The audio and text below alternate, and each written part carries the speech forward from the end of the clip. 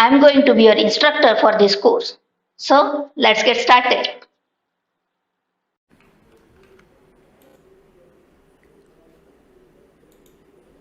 Are you excited to explore the world of game development? Have you ever wondered how games are made?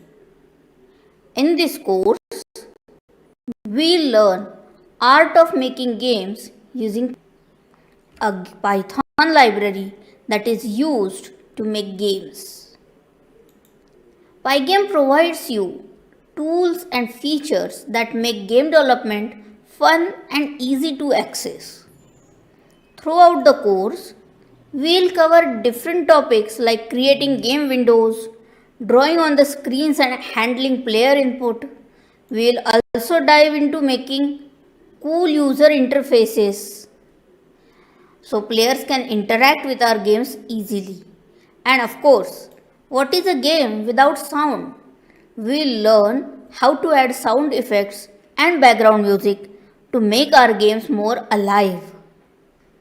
By the end of the course, you will have the skills to create your own 2D games which will be ready to be enjoyed by others. So, whether you are a beginner or have some programming experience, this course is a great starting point. Prepare yourself for an enjoyable and imaginative adventure as we dive into an amazing world of game development with Pygame. In the upcoming video, I'll be introducing myself and sharing my background with you. Hello everybody, I welcome you to Pygame course. My name is Prachi and I'm going to be your instructor in this course. I want to introduce myself a little bit before we start. I am making games for past 10 years now. I made mostly games for Android and iOS platforms as well as browsers. But I also enjoy making games for Windows and Linux platforms. I make games for voice input commands as well, where you just say to the game and the game works. I'm thrilled to be your teacher in this course with Guvi and sharing my knowledge and experience with you. Together, we'll explore games, Pygame, and learn how to make amazing 2D games.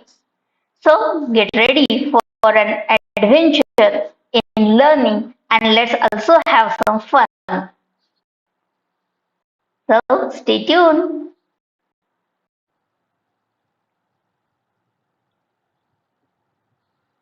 Hello, Ms. Prachi. A closer look at the structure of our course and using Pygame. The duration of this course will a range of essential topics used to build foundation in game development Pygame. Let's have a look. Structure is divided into total 7 modules where we will start with the fundamentals of game development. We will develop a game and finally we will publish our game. So let's take a closer look on these modules one by one. In module number 1, we will check out the fundamentals of game development where we will be discussing what is a game, what are the various uses of a game, tools and technologies used in game development, common terms used in game development. Later, we will check out what are game engines, why are game engines used in the process of game development and what are their benefits. Later, let's have an introduction to Pygame and its various features and platform support for Pygame. Later, we will dive into our first practical where we will be doing the installation process of Pygame on our system. That means we will be setting up the environment for our game development. Later, we will go to the module number 2 where we will be having a detailed introduction to Pygame itself and its various modules.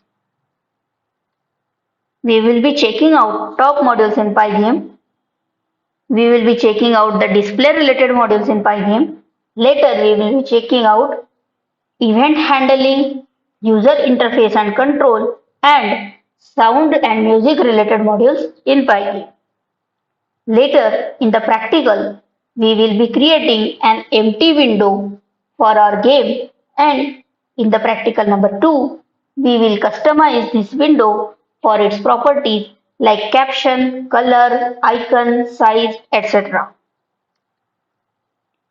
This window is going to be our base window for the game that we are creating in this course. Later, we will move to the module number 3, where we will be covering the core modules related to display inside the Pygame. The modules are display, surface, image, sprite, draw, transform, and rect. We will also check out the time module, which actually works as the heart of our game, and it updates our game to the current state. So this will be our module. In the practical, we will be checking out how to add images in a game in the window that we created in the previous practical. Later, we will check out how to add static sprites, how to move these sprites. We will make some sprite animations, and we will do some collision detection. Later, we will move to the practical number 4. In module number 4, we will be doing event handling. We will focus how to capture user input such as keyboard and mouse events, and how to respond to them in our game. This will allow us to create interactive and dynamic gameplay experiences. After understanding the concepts, we will have hands-on exercise where we will build an system that responds to our inputs. So the things we are going to check out in this module are importance of event handling in game development. We will check out what are the Pygame events, and in the practical, we will check out the different types of event with and keyboard, mouse event, custom events, and we will implement these events in a game that we started creating in the previous module. Later, in module number 5, we will dive into user interface and control related modules in Pygame. We will explore the techniques for designing and implementing user interfaces, including buttons, menus, and other graphical elements. We will also learn how to control our game objects and characters using the inputs. After grasping these concepts, we will work on practical exercise to create game interface with interactive buttons, and we will implement the player control. So the things we are covering in this module are introduction to game UI, different fonts in Pygame, how to create custom cursors in Pygame, and in the practical, we will check out making menu panels, making buttons, display the titles with custom font, displaying multi-line instruction text on the menu panel, how to show the score and available live on the screen inside the HUD panel heads up display panel. We will store and display the high score using the file operations using Python. Later, we will create a toggle button in the HUD that will help us in future to toggle our sound functionality. And finally, we will check out how to create custom cursors in Pygame. Then we will move to our next module, which is music and sounds module. This is all about sound and music. We will discover Pygame's audio modules, and we will learn how to incorporate sound effects and background music in our game. This will add an immersive and engaging auditory experience to our creation. After understanding these concepts, we will work on the practical. So the topics we are covering here are role of sounds in game, different types of the sounds in games, introduction to game audio and MIDI in Pygame mixer module, and in the practical, we will check out how to add background music in game, how to add sound effects in game, and the toggle button that we created in the previous practical, we will make it work in this practical. We will do some sound settings. Later, in the last module, we will be wrapping up. It will be a practical module where we will export the game for Windows platform. Throughout the course, these practical exercises will help solidify your understanding and allow you to apply the concepts and techniques that you have learned. Each exercise will be a step towards completing a game, giving you hands-on exercise in game development. By the end of this course, you will not be able to have a solid understanding of Pygame, but you will also have completed a fully functional game that you can be proud of. You will be equipped with the skills to design game windows, handle events, implement user interfaces, incorporate sound effects, and publish your games for professional finish. So, get ready for an exciting and immersive journey into the world of game development with Python. Let's dive and start building the amazing games together. So, stay tuned. Hi, now let's talk about what you need to know before taking this game development course with Python. You don't need to have any previous experience in game development, but it is helpful to have basic understanding of programming and Python language. If you are new to programming, don't worry, we'll explain everything step by step and provide example to make it easy to understand. However, it is good to know some basic things like variables, conditionals like if statements, loops, for and while loops, and functions in Python. It is also beneficial to have some basic understanding of object-oriented concepts. We'll be using object-oriented concepts throughout the course to structure our games and make our code organized and modular. You should also know how to install packages using pip, which is a tool for installing Python libraries. We'll be installing and working with the Pygame library, so having this knowledge will be helpful. Lastly, if you have basic understanding of computer graphics and game design principles, it will enhance your learning experience. But don't worry if you don't. We'll cover the necessary concepts as we go along. If you feel comfortable with these prerequisites, you're already ready to dive into this game development journey with Pygame. And if you ever have any questions or need help, our course materials and instructors will be there to support you. So let's get started and explore the exciting world of game development using Pygame. Our next session will cover the course goals. So stay tuned. Hello. This session focuses on outline of the goals and learning outcomes of the course. In this session, we will discuss what this course aims to and what you should expect while doing and after completion of this course. By doing this course, you will understand the fundamentals of game development. This course aims to provide a solid foundation in game development concepts and principles. You will learn about game mechanics, game loops, rendering, input handling, and much more. You will gain proficiency in Pygame. The primary goal is to become proficient in using Pygame.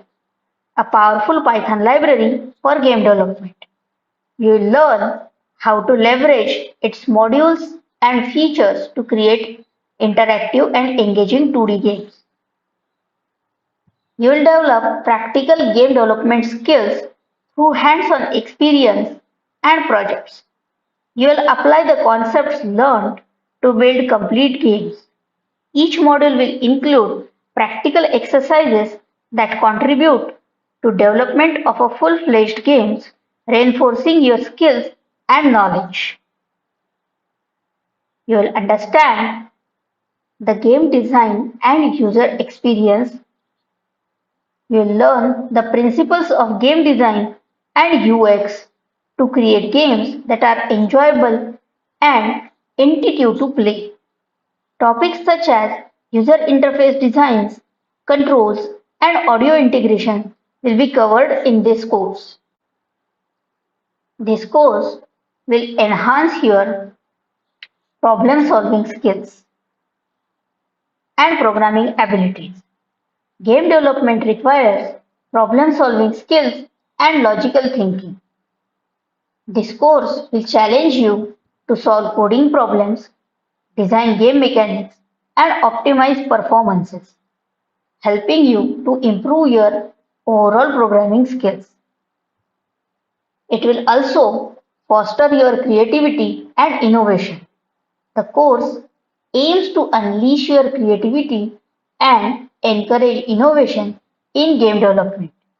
You will have the opportunity to explore different game genres, design game mechanics, and customize your games with unique features.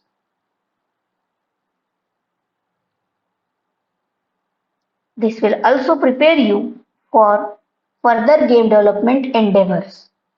Whether you are interested in pursuing a career in game development or simply you want to create games as hobby, this course will equip you with necessary skills and knowledge to contribute to your game development journey.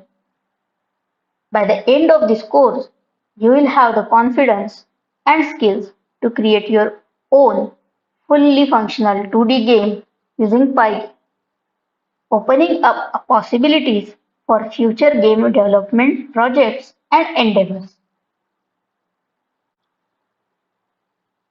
Remember, the goals of the course are not only to teach you technical aspects of the game development, but also to ignite your passion for creating games and empower you to unleash your creativity in the exciting world of game development. So, let's get started with our first module, Introduction to Game Development and Pygame. What is a game? So, let's stay tuned.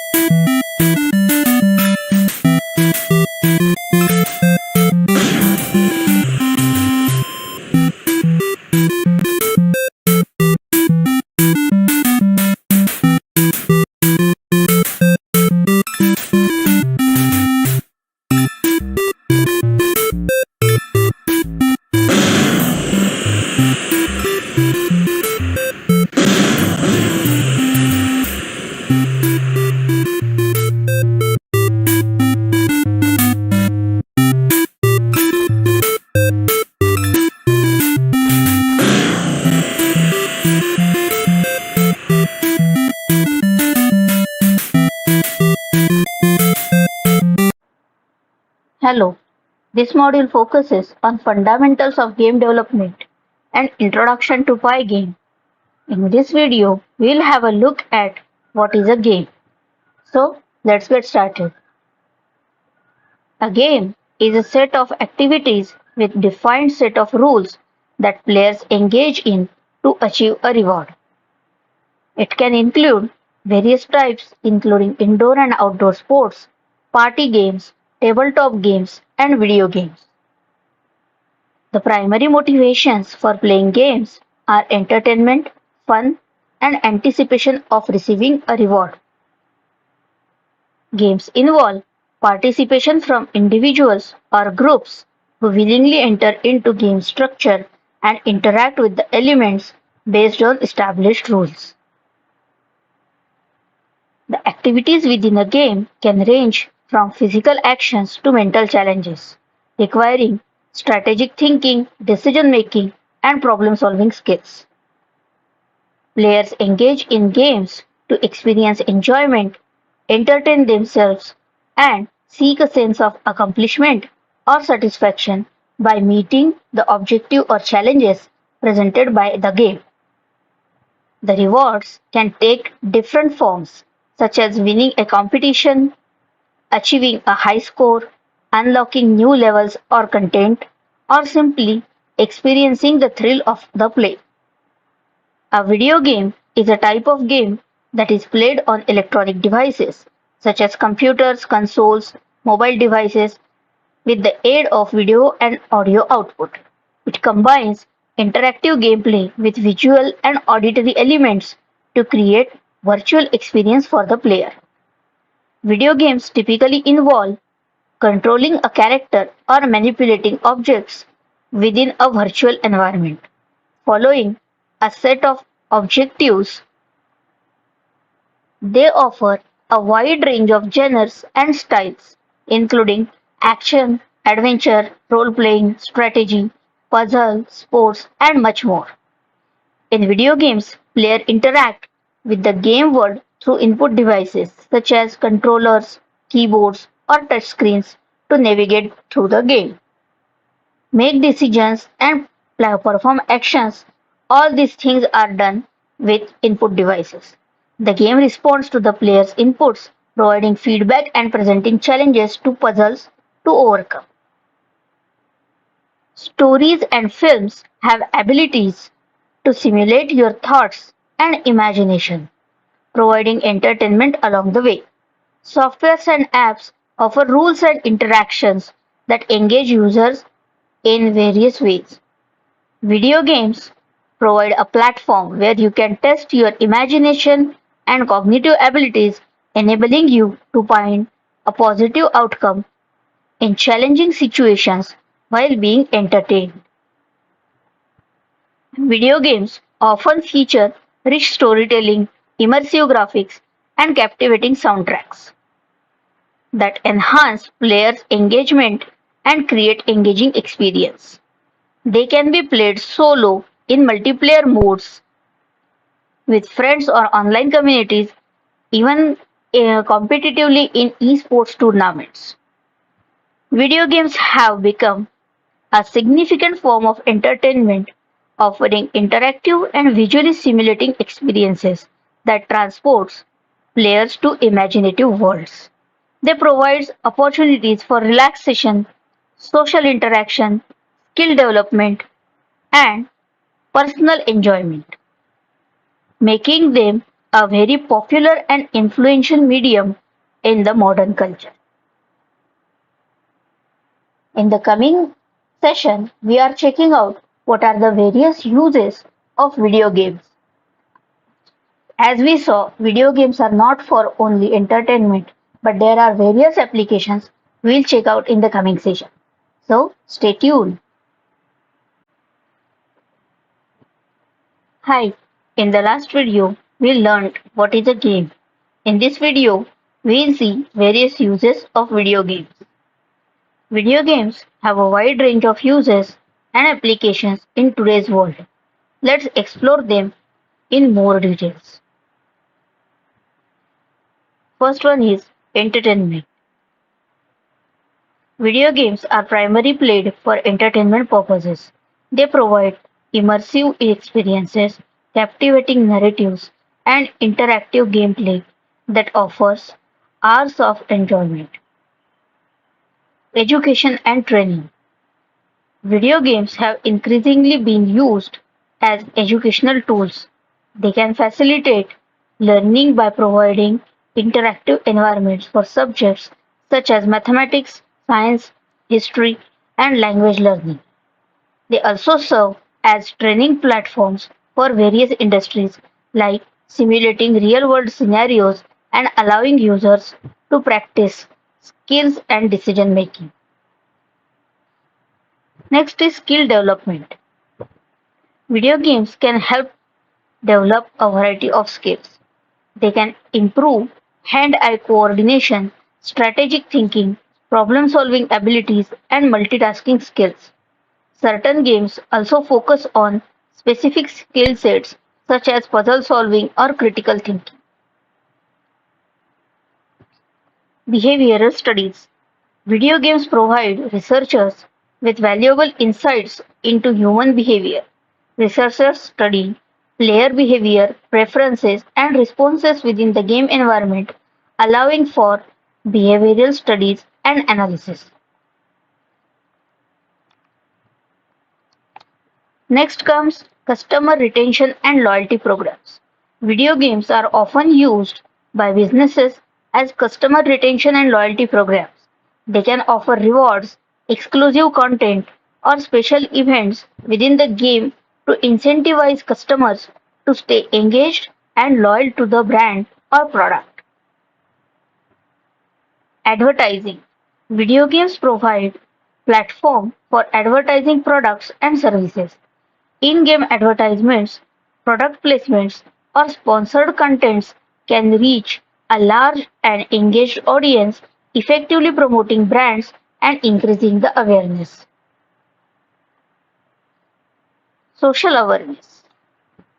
Social awareness programs are one of the major uses from video game industry. Video games can be powerful tools for promoting social awareness and conveying meaningful messages. Serious games tackle important social issues such as environmental conservation, social justice, or health awareness, raising awareness and fostering empathy. Motivating to do the tasks. Gamification techniques, which incorporate game elements into non-game context, can be used to motivate individuals to complete tasks. By adding game-like features such as points, levels, and rewards, video games can increase engagement and motivation in various activities. By including entertainment, education, skill development, behavioral studies, customer retention, advertising, social awareness programs, and motivation for tasks, video games have evolved into versatile medium with numerous practical applications in today's society. So, we are done for this session here. In the coming session, we'll check into tools and technologies used in games. So stay tuned.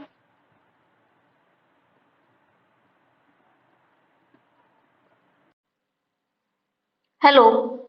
In the previous session, we checked out what are the various uses of games. In this session, we will see various tools and technologies those are used in game development. Game development relies on a variety of tools and technologies to bring interactive experiences to life. Here are some commonly used ones. The first one among them are game engines. Game engines are software frameworks that provide developers with a set of tools, libraries, and functionalities to create games.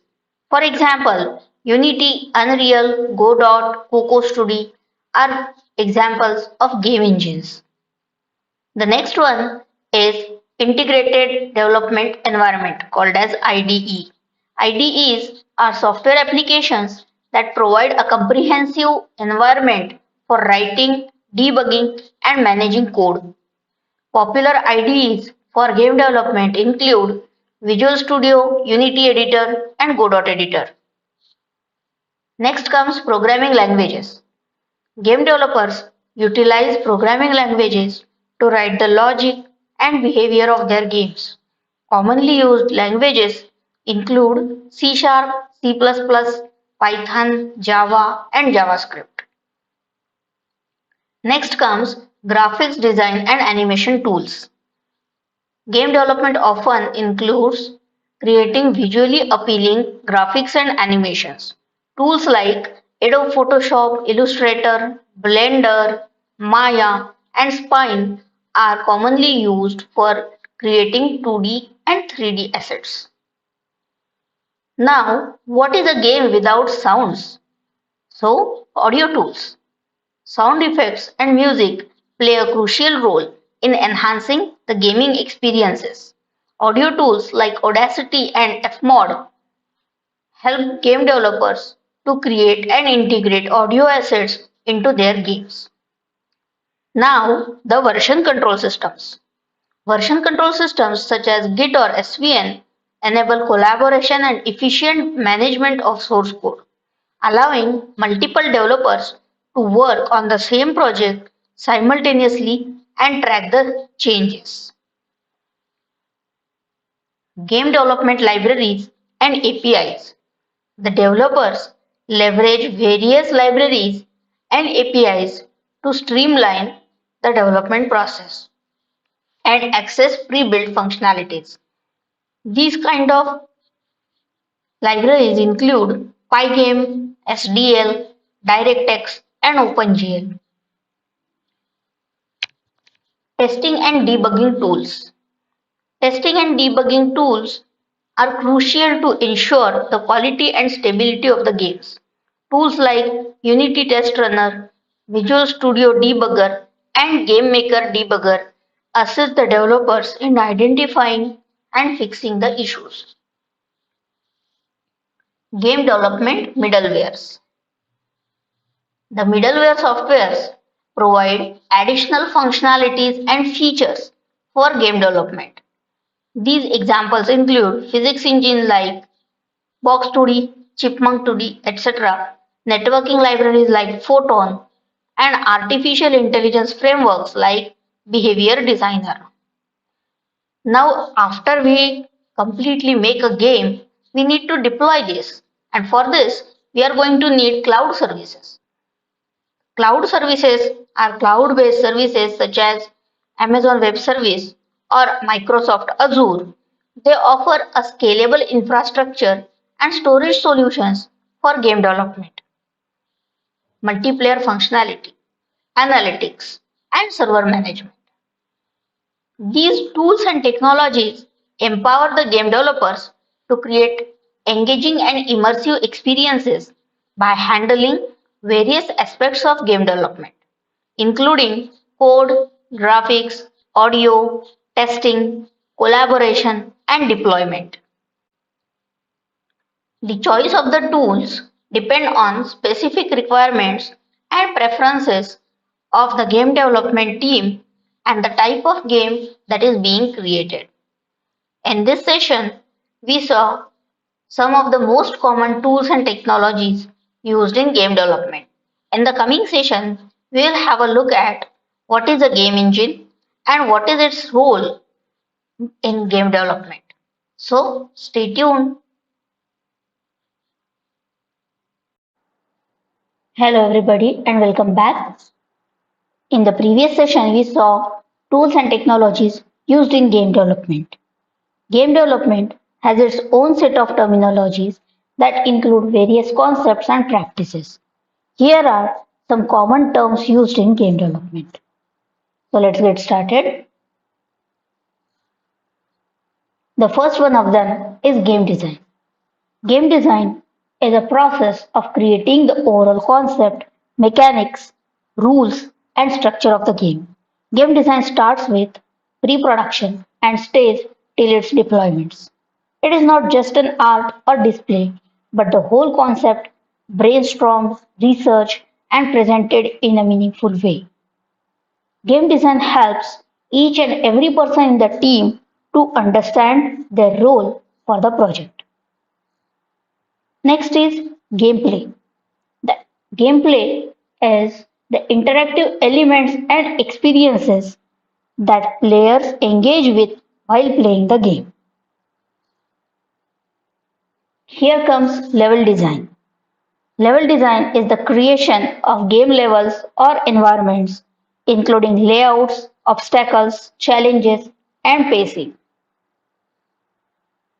Game mechanics, the rules, system, and interactions that govern gameplay, such as movement, combat, puzzles, or resource management. All these things are considered as game mechanics. Next is assets.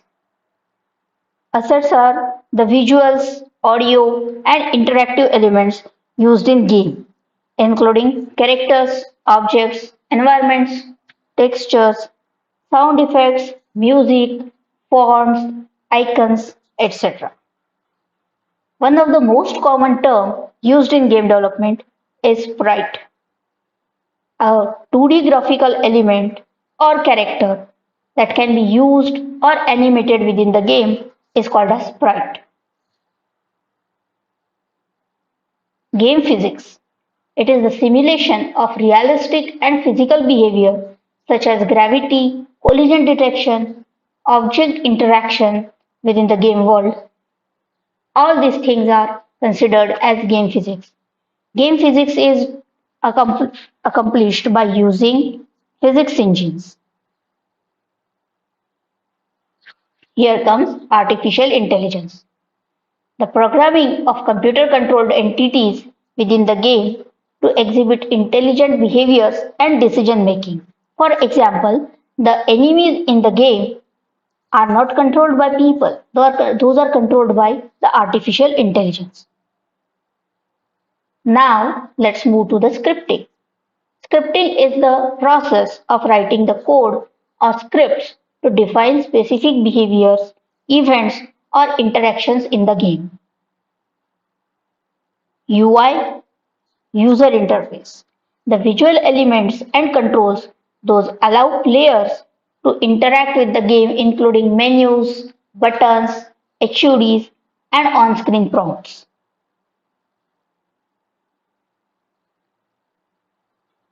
FPS. You might have heard this word FPS many times. It is a measure of how many frames a game renders per second, determining the smoothness of the gameplay. If the FPS is low, the gameplay looks a bit laggy, or if the FPS is good, the game runs smoothly.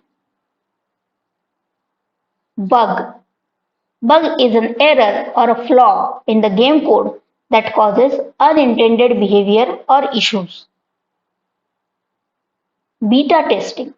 It is the phase of game development where game is tested by a group of external users to gather feedback, identify bugs, and make improvements. Beta testing is a very important phase in game development because it gives you a lot of scope for improvisation. Debugging. It is a process of finding and fixing errors, issues, or unexpected behaviors in the game code. Next comes optimization. It is a process of improving game performance, reducing load times, and ensuring smooth gameplay on various devices and platforms. Next comes DLC, downloadable contents. You might have played many games, those when you download are very small, but sometimes you get some notification. This is new in the game. Do you want to get it or leave it? Via choice, sometimes you get this. This is the external or additional content or expansion that can be downloaded and added to the game after its first initial release. Multiplayer. A game is called multiplayer game if it has the capability for multiple players to interact and play together in the same game session, either locally or online. Beta release.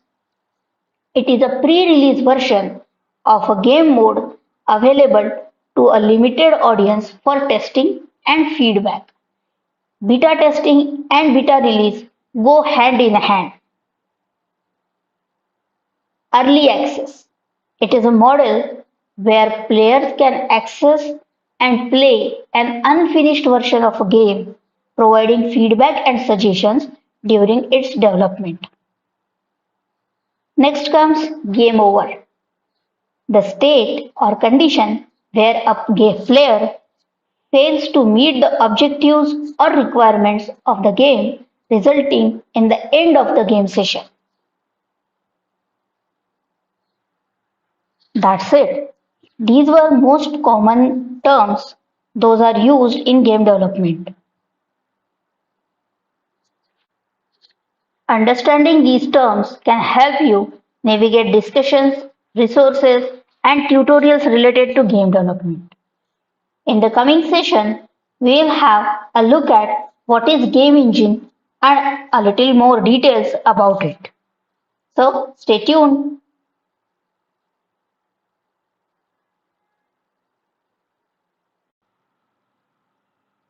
Hello everybody, welcome back. In the previous session, we checked out what are the various tools and technologies those are used in game development. In this session, we are checking out the most common tool, the most popular tool that is used in game development called as game engine. Game engines are the software tools that play a vital role in the world of game development. They provide developers with a wide range of features and functionalities to create captivating video games. Let's explore what game engines are all about. At its core, a game engine serves as the foundation for building games. It simplifies and streamlines various aspects of game development, allowing the developers to focus on designing and implementing the game's mechanics, logic, and content. One of the key features of game engine is its rendering engine. This component takes care of rendering the graphics of the game, including the display of 2D and 3D models, textures, lighting effects, and special visual effects. It handles the intricate process of transforming code and data into visually stunning game environments. In addition to the game engine, they often include physics engines. This engine simulates the physical behavior of objects within the game world. It handles collision detection, gravity, forces, and realistic movement, allowing for more immersive and interactive experiences. Sound and music play a vital role in enhancing the gaming experience. Game engines typically include an audio engine that manages the playback of the sound effect, music, and other audio elements in the game. This component helps creating an engaging audio atmosphere, bringing the games to life through immersive soundscapes. Input handling is another essential aspect of game engine. They provide system to handle user inputs such as keyboard, mouse, touch or controller inputs. This allows players to interact with the game world, controlling characters, objects or making choices within the game.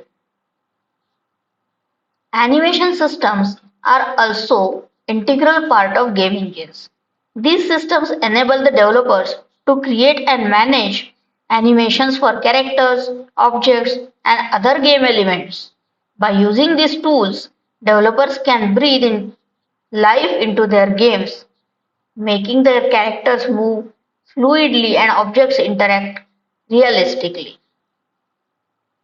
Scripting systems are often powerful features of game engines.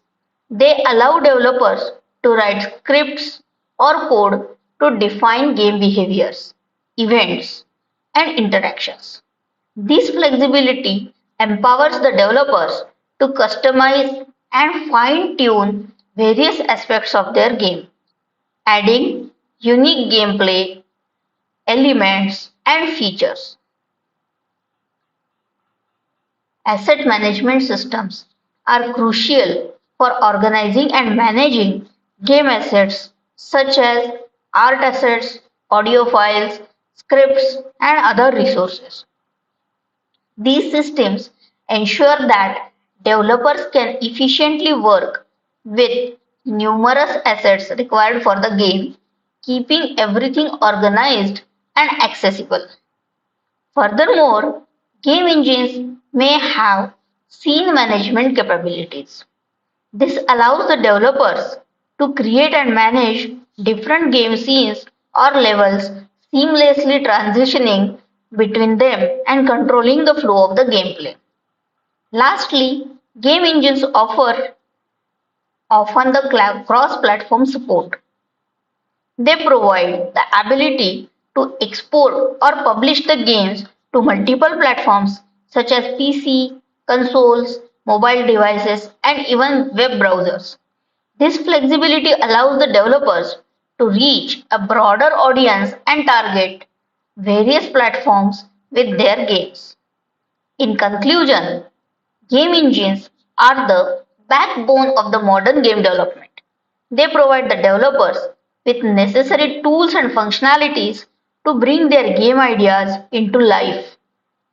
With features like rendering engines, physics engines, audio system, input handling, scripting capabilities, and more, game engines empower the developers to create captivating and immersive gaming experiences across different platforms. In the coming session, we are going to have an introduction to Pygame. So, stay tuned. Hello everyone, I welcome you to the introduction to Pygame. In this session, we will explore the key features and benefits of Pygame, a powerful library for creating 2D games in Python. Whether you are a beginner or an experienced developer, Pygame provides a user-friendly framework for bringing your game ideas to life. Let's dive in. What is Pygame? Pygame is a popular open source library built on top of simple direct media layer, that is SDL. It is specially designed for game development in Python. With Pygame, you can create 2D games, simulations, interactive art, and multimedia applications. It provides a comprehensive set of modules and functions for handling graphics, sounds, input, and more. Now let's have a look into the advantages of Pygame. First one is simplicity. Pygame offers an intuitive and straightforward API, making it accessible for beginners. Its syntax is clean and easy to understand, allowing the developers to focus on the creative aspects of game development rather than getting lost in complex code structures. Next is flexibility. Pygame provides a high degree of flexibility, allowing you to tailor your game to specific requirements. You can control over graphics, audio, game logic, enabling you to create unique and engaging experience. Whether you want to create a platformer, a puzzle game, or adventure game, Pygame provides the tools you need. Next is extensibility. Pygame is extensible through the use of third-party plugins and libraries and modules. You can leverage existing libraries for additional functionality, such as physics simulation or artificial intelligence, to enhance your game's features without reinventing the wheel. Active community. Pygame has a vibrant and active community of developers who contribute tutorials, examples, and support. You can find resources, ask questions, and collaborate with fellow game developers to improve your skills and get help when needed. Pygame is suitable for both beginners and experienced developers. For beginners, Pygame offers gentle learning curve. The Python language itself is known for its readability and simplicity, and Pygame builds upon that, providing an intuitive syntax and a wealth of documentation and resources. This makes it an excellent starting point for those who are new to game development or programming in general. Experienced developers also appreciate Pygame for its flexibility and versatility. It provides a solid foundation for building both 2D and simple 3D games. Whether you are aiming to create retro-style pixel art game or explore more complex mechanisms, Pygame can accommodate your needs. Pygame is not just limited to game development. Its graphics and multimedia capabilities make it suitable for creating simulations, interactive art, and multimedia applications. You can unleash your creativity and explore various domains beyond the traditional gaming. Now let's have a look at who can benefit from Pygame. Hobbyists and enthusiasts. Pygame provides an accessible and enjoyable way for hobbyists and enthusiasts to dive into game development. You can bring your creative ideas to life, experiment with different game concepts, and share your creations with others. Students and educators. Pygame can be a valuable tool for students learning programming or game development. Its simplicity and clear syntax makes it great choice for educational purposes. Teachers can use Pygame to introduce students to the fundamentals of coding and inspire their interest in game development. Indie game developers. Pygame empowers indie developers to create unique and personalized games. Its flexibility allows for custom game mechanics and art styles, enabling the developers to stand out in the competitive gaming market. Prototyping and rapid development. Pygame's ease of use and quick prototyping capabilities make it an excellent choice for rapid game development. You can quickly iterate and test ideas, allowing you to refine and improve your game concept efficiency. Open source enthusiasts. Pygame is an open source project with passionate community. If you enjoy contributing to open source software, Pygame offers opportunities to get involved, contribute code, and collaborate with other developers. In conclusion, Pygame is a powerful and versatile library for creating 2D games in Python. Its simplicity, flexibility, and cross-platform compatibility make it popular choice among the game developer. Whether you are hobbyist exploring game development or professional seeking to prototype game ideas, Pygame provides a solid foundation for bringing your visions to reality. With Pygame, the only limit is your imagination. So start exploring, experimenting, and creating your own games today. Thank you for attending this session. In the coming session, we'll start into our first practical, that is installing Pygame on your system. So stay tuned. Hello. In this session, we are going to have a closer look at some of the key features of Pygame. The most important feature of Pygame is graphics and rendering. Pygame offers a robust set of functions for handling graphics. It provides tools for image loading, sprite rendering, and blending, and even supports 3D graphics using OpenGL. With Pygame, you can create visually appealing games that capture the attention of the players. Input handling. Interactivity is an essential aspect of games, and Pygame simplifies the process by handling user input. It provides functions to detect key presses, mouse movements, and button clicks, allowing you to create responsive and interactive gameplay experiences. Sound and music. Sound effects and music play a significant role in enhancing gaming experience. Pygame includes modules that allow you to load and play audio files, control volume levels, and even create custom sound effects. This enables you to create immersive audio environments that complement your game's visuals. Collision detection. In many games, detecting collisions between objects is crucial.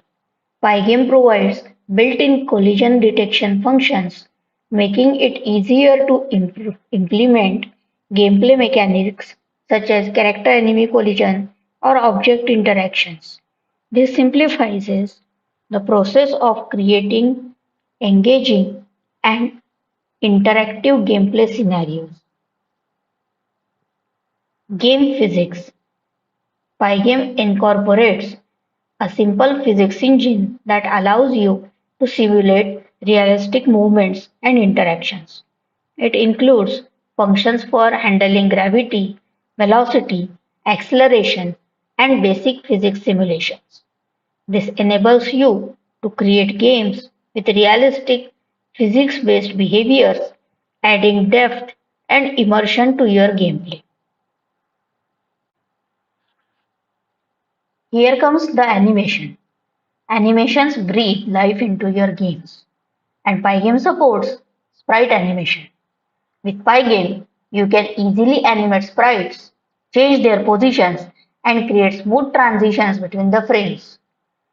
This empowers you to create dynamic movements for your characters, objects, and visual effects, enhancing the overall visual appeal for your games.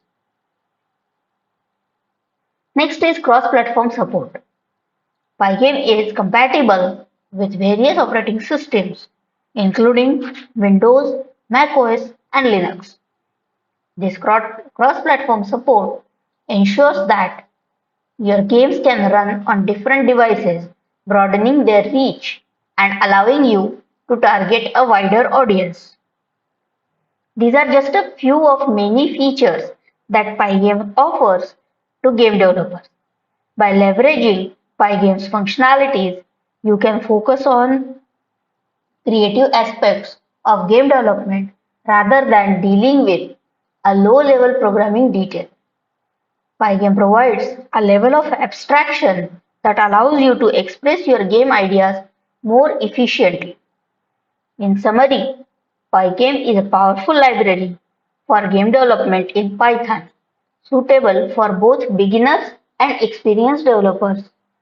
Its features for graphics, input handling, sound, collision detection, physics, animation, and cross-platform support make it an excellent choice for creating captivating games.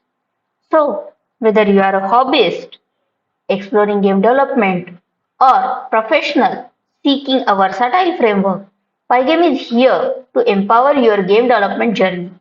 With Pygame, you can unleash your creativity and bring your game ideas to life. In this session, we just checked out the key features of Pygame. In the coming session, we'll see the platform support for the Pygame in a bit detail. So stay tuned. Hello and welcome back. In the previous session, we checked out key features of Pygame. In this session, we are going to look at what kind of games you can make with Pygame by looking into details of platform support for Pygame. So let's get started. Pygame is a versatile game development framework that offers extensive platform support, enabling the developers to create immersive gaming experiences across the different environments. Let's explore the various platforms on which Pygame can be utilized. The first are desktop platforms. Desktop platforms include Windows, Mac OS, and Linux. So let's get started with Windows. Pygame is fully compatible with Windows operating system, making it an excellent choice for game development on desktop PCs and laptops. Developers can leverage Pygame's features and functionality to create engaging games for Windows users, taking the advantage of the platform's widespread popularity in the gaming community. Mac OS Pygame seamlessly integrates with Mac OS, allowing the developers to harness its capabilities to build captivating games for Mac users. The framework's cross-platform nature ensures that the games developed using Pygame can be enjoyed on Mac OS system, providing an immersive gaming experience tailored to the Mac ecosystem. Linux Pygame enjoys strong support within the Linux community, making it a popular choice for game development on various Linux distributions. Developers can leverage Pygame's powerful features to create games that run seamlessly on Linux system, catering to the diverse Linux user base. Next comes web platforms. Pygame can also be utilized to create games that run directly into web browsers by harnessing the web technologies such as HTML5 and JavaScript. Developers can deploy their Pygame projects as web-based games accessible to the users across different web platforms. This allows for wider reach and enables the players to enjoy the games without the need for specific platform compatibility. While Pygame offers a robust support for desktop and web platforms, it does not have direct support for mobile platforms such as iOS and Android. However, with the growing popularity of mobile gaming, developers can explore alternative frameworks and tools that bridge the Pygame with mobile platforms, enabling them to adapt their games for mobile devices. By providing comprehensive support for desktop operating systems like Windows, Mac OS, and Linux, as well as offering deployment options for web platforms, Pygame empowers the developers to create captivating gaming experiences that cater to a wide range of users. Its cross-platform capabilities enables the developers to reach a broader audience, ensuring the games that can be enjoyed on different systems and web browsers.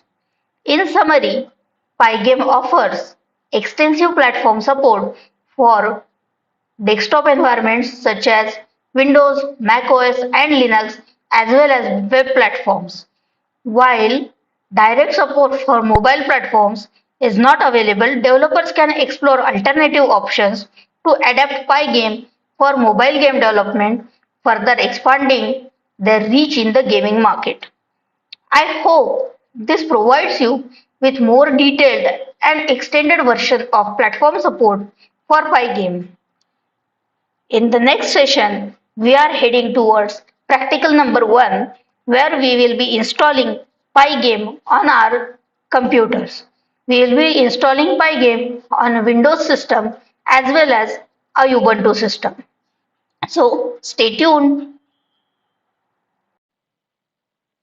Hello everybody. So as discussed in the previous slides, we have to install Pygame on your system now. The prerequisites for Pygame to be on your system is, first thing, you need Python installed on your system and upgraded pip. So let's check if I have Python installed on my system. Okay. How we check if I have Python installed on my system? We type Python, and since we are using latest Python, I'll type Python 3. Enter. I got a prompt. I got a place where I can type Python commands. That means I have Python installed on my system. The current version I am using Python on my system is 3.9.13. Okay.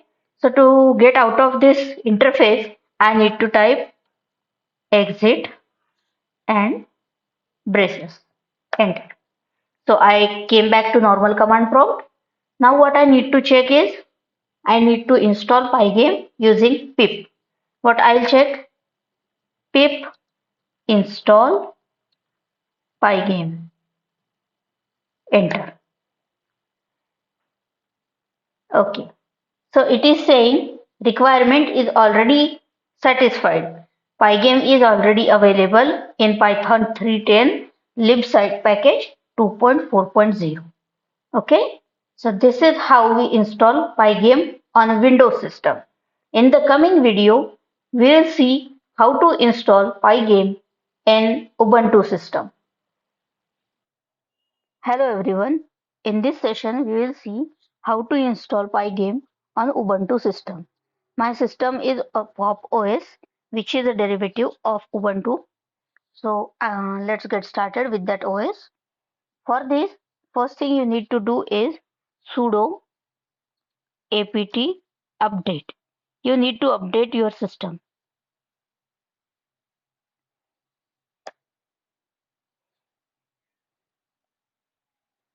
When you type this command, it fetches most of the updated packages from the servers and updates your system. The next thing, you need to check if you have Python installed on your system. For this, you need to type Python. It says Python command is not found. That means it was asking I wanted to type Python 3 or Python. So Python is not found. Let's try Python 3. Yeah, I have Python 3 installed on my system. If I didn't have Python 3 installed on my system, I would need to install it from sudo apt install Python 3. To exit this command prompt, I should type exit. Now, if I want to check if I have Pygame installed on my system, I need to do is go to again Python prompt, Python 3, enter and type import Pygame. It is saying module not found error. That means Pygame is not installed on my system. So for this, what I need to do is just type again exit. We got to the root folder where we were, and we need to install Pygame by sudo pip3 install Pygame. Enter.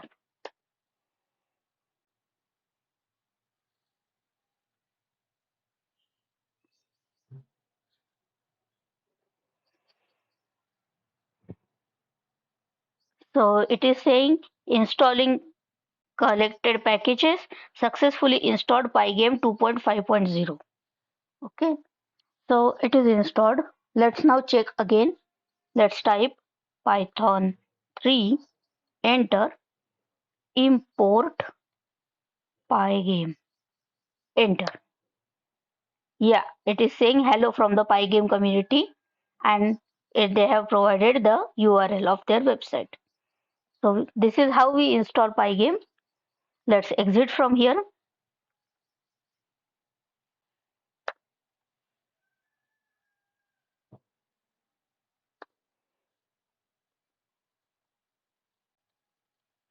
I have provided the steps in the tutorial you can follow to install on your system.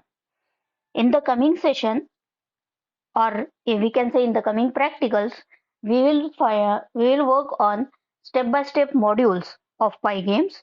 We will make individual practicals for them, and after every module's end, every module's practical, what we will do is we will create a game from the modules we learned in that session. Thank you. Hello everyone, I welcome you to the second module of the course. My name is Prachi, and in this module we are going to have a brief look at various modules in Pygame. Also, in practicals of this module, we are going to create an empty game window and we'll set different properties to this window. So let's get started with various modules in Pygame. Pygame consists of various modules which you can use for game development. Each module handles its own functionality. We can categorize these modules as follows. Top level modules, modules related to rendering something, event related modules, UI related modules, sound and music related modules. So let's get started with top level modules. The first module in these top level modules is Pygame. The Pygame module is a core module that provides the foundation for creating games and multimedia applications. It acts as interface to the underlying SDL, that is Simple Direct Media Layer library, which handles low-level graphics, audio, and input functionalities. The Pygame module consists of various submodules that offer different functionalities for different aspects of the game development. The next comes Pygame.locals module. This module contains various constants used by Pygame. Its contents are automatically placed in the Pygame module namespace. However, an application can use Pygame.locals to include only the Pygame constants with a form, that is from Pygame.locals import star. Next comes Pygame.time module. This module provides functionality for working with time-related operations in Pygame. It allows you to control the timing of your game or application. It allows you to measure elapsed time and create delays or timed events. The key components of Pygame.time module include Pygame.time.clock. This class is used to control the frame rate or limit the number of frames per second in your game.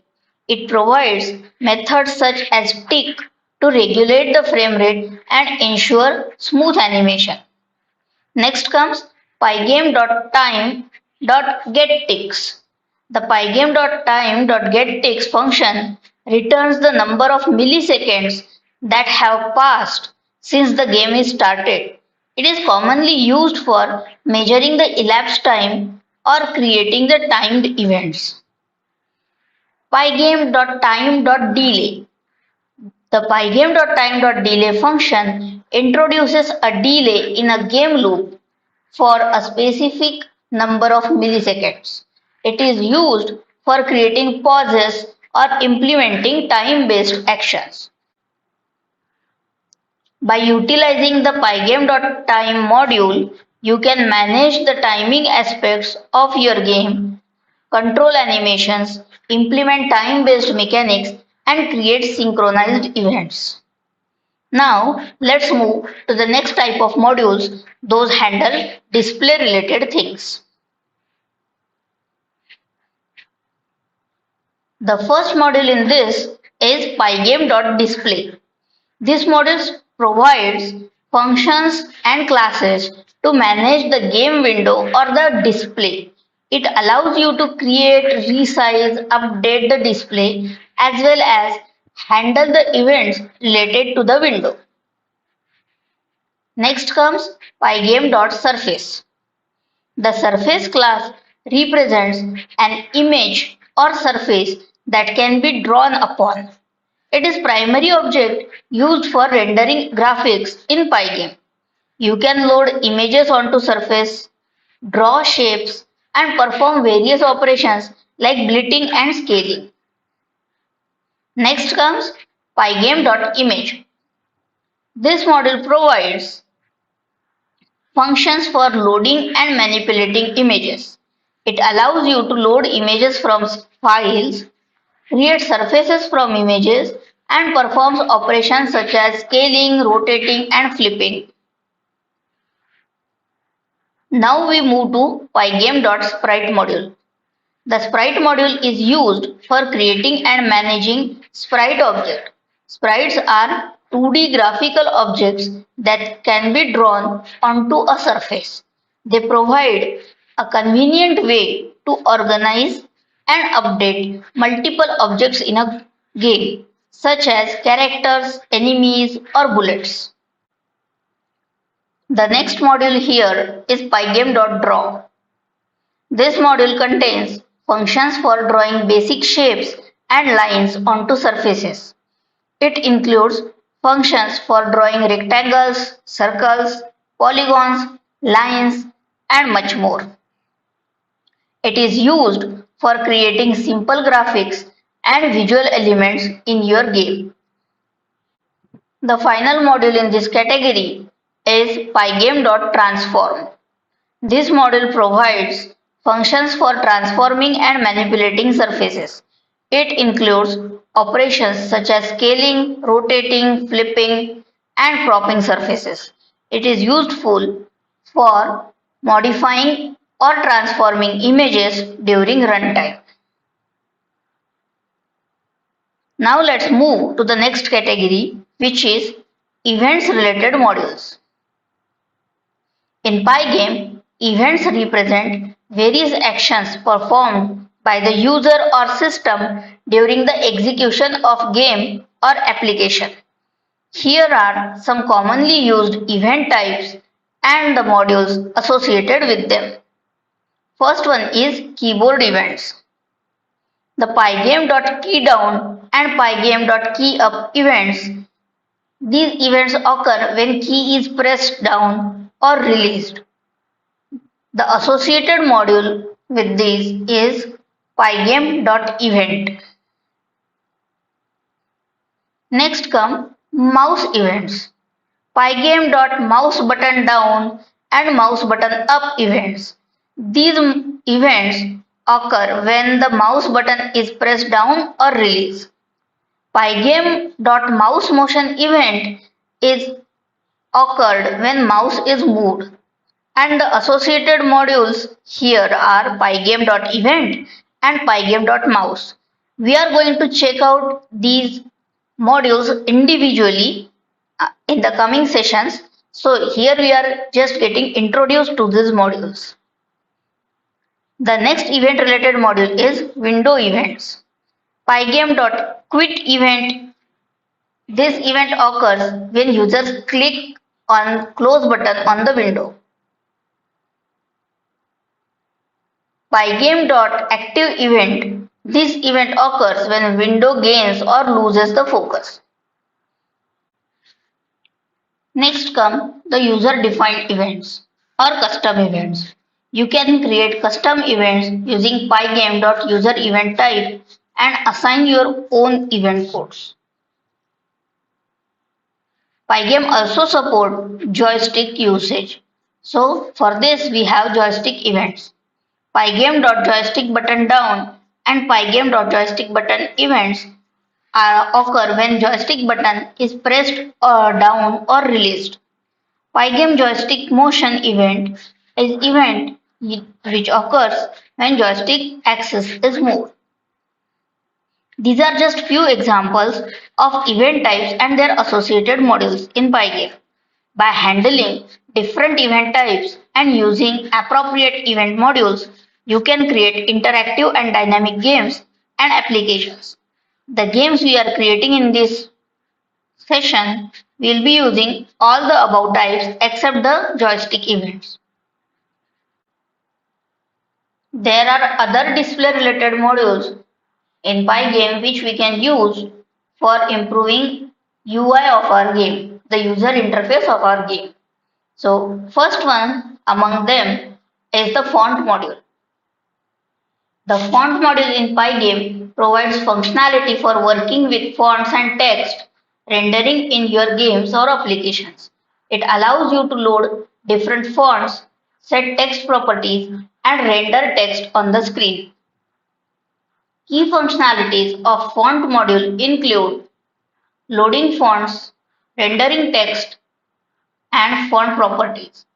You can load true type and open type font using the pygame.font.font class. This allows you to choose from wide variety of fonts to use in your game. The font module provides methods for rendering text onto the surfaces. The font.render method enables you to create new surfaces with the rendered text, which can then be blitted into the game screen. You can access and modify various properties of font object such as size, boldness, italicization, and underline to customize the appearance of the rendered text. The next module is Cursor module. The Cursor module in Pygame allows you to customize and manage the appearance of the mouse cursor in your game or application. It provides function to change the cursor's shape, visibility, and position. Key functionalities of Cursor module include setting cursor shape, hiding and showing cursor, getting cursor position. You can use pygame.mouse.setCursor function to change the shape of mouse cursor. Pygame provides a few built-in cursor shapes such as an arrow, crosshair, or hand. Additionally, you can create a custom cursor shape using pixel data. The cursor module allows you to hide or show the module cursor during the different part of your game. This can be useful when you want to provide a full screen appearance to or create a custom cursor behavior. Getting cursor position. You can retrieve the cursor position of the mouse cursor using the pygame.mouse.getPost function. This allows you to track the cursor's position and use it for various game interactions. By utilizing the font and cursor modules in Pygame, you can enhance the visual appeal and user experience of your game or application by incorporating custom fonts and cursor behavior. The final module category we are discussing is sound related modules in Pygame. Sound related modules in Pygame allow you to incorporate immersive audio elements into your games or applications. They provide functionality for playing and managing sounds, music, and controlling volume and playback. The first module here is Pygame.mixer. The mixer module provides functionality for playing and managing sounds in your games or application. It allows you to load and play sound files, control volume, and handle the multiple sound channels. Next comes pygame.mixer.sound. The pygame.mixer.sound class represents a single sound object. You can create instances of this class by loading sound files using a pygame.mixer.sound constructor. Once loaded, you can play sound, adjust its volume, and perform the other applications. Next comes pygame.mixer.music. The pygame.mixer.music module focuses on playing music files into your game or application.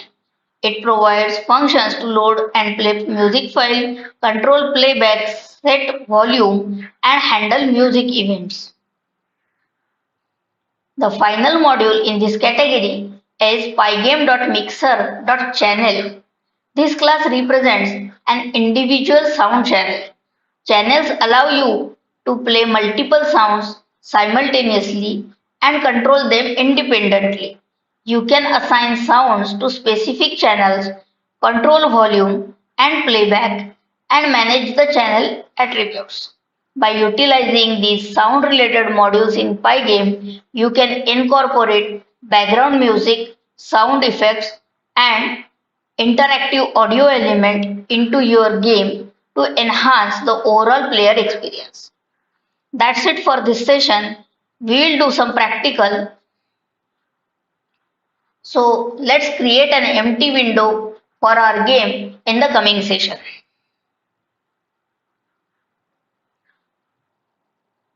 Hello everybody, this is the second practical of this course.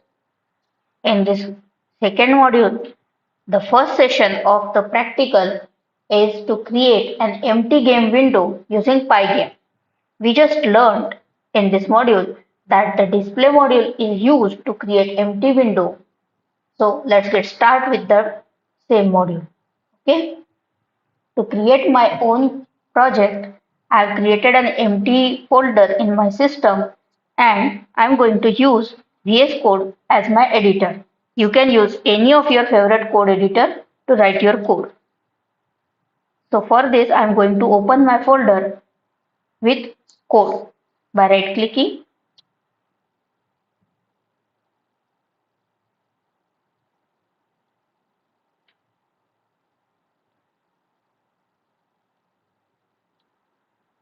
and my VS Code has been opened. So let's get started to create our first file, empty window. I'll create a new file here and name it empty window.py.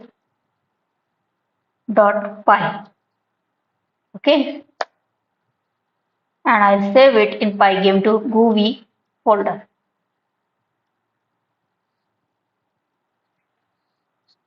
The first thing we need is import Pygame.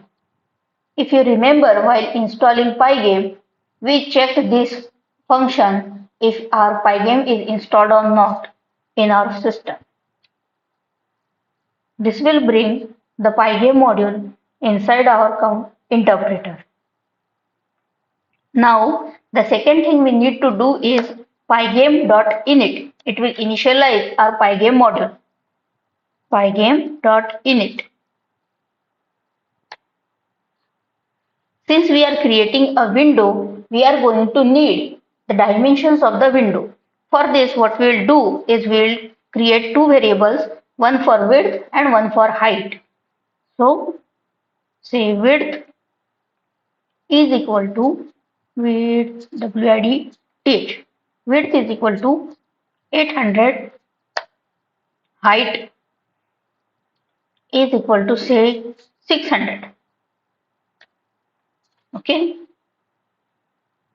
for now let's first write the code, then we'll write the comments what does which function do. Okay, we define the dimensions. Now let's create the box of our window. Let's define a variable window is equal to pygame dot display dot set underscore mode, and in a tuple we need to send width comma height.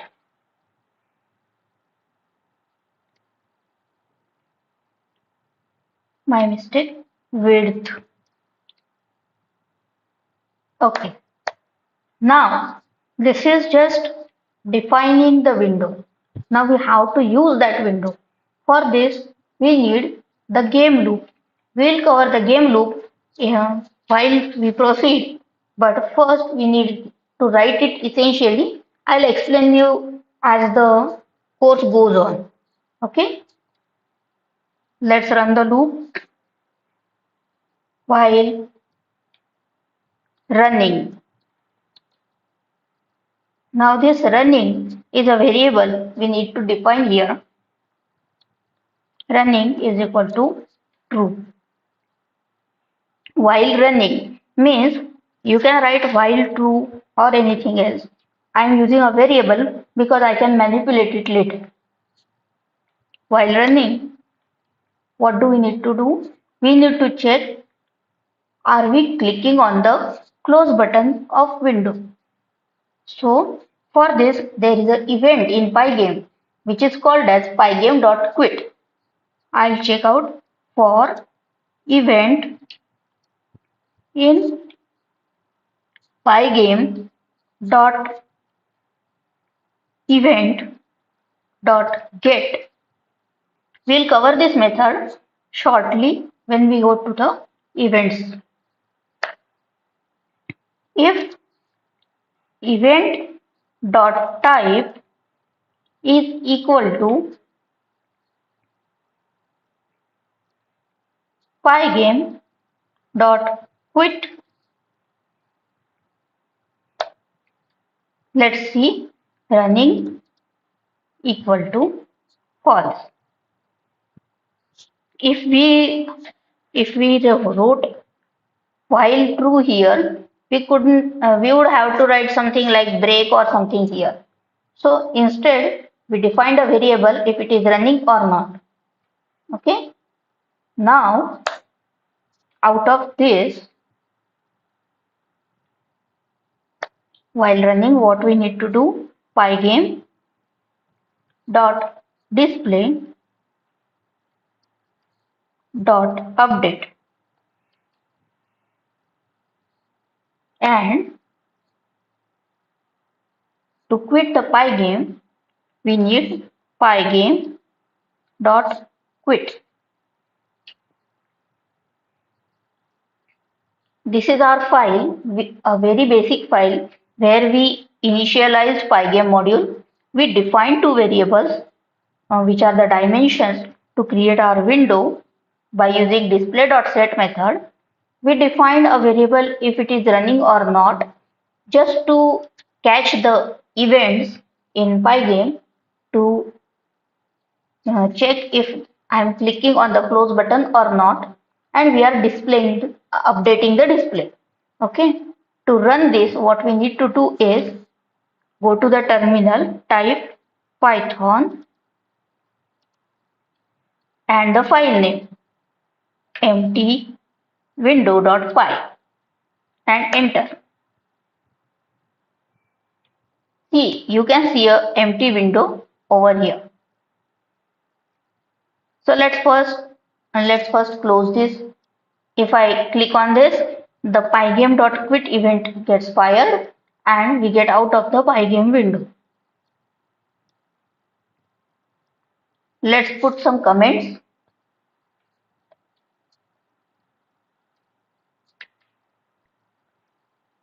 Initialize pygame, set width and height of window,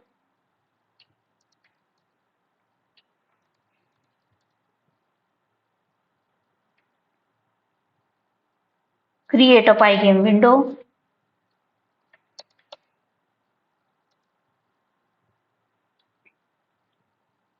run the game loop.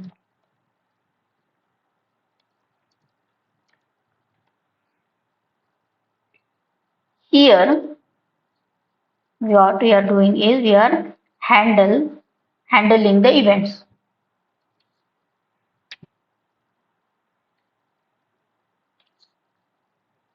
Apart from updating the display, there are other things that we do in game. Those are we update the game state, we render the game, and then we update the display. But here we are just updating the display.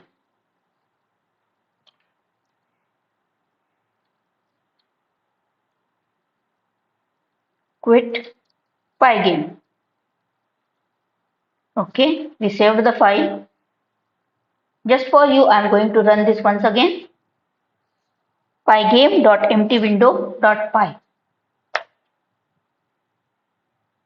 Okay, this is an empty window. In the coming session, what we'll do is we'll create a resizable window using Pygame. So stay tuned.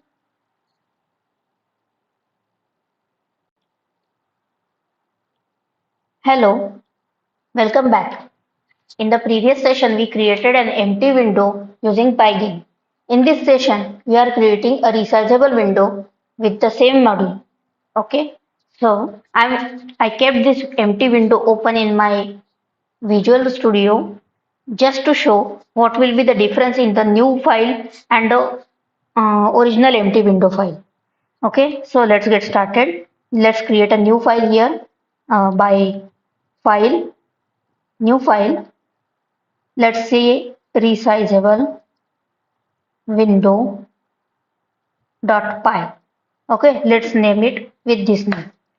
Okay, for a few sessions, I'll write whole code just to get in the practice for you guys to understand the points. Why are we writing this? Okay, and later we will define an empty window and we'll use the same till we complete our game. So let's get started. The first line should be as usual import pygame.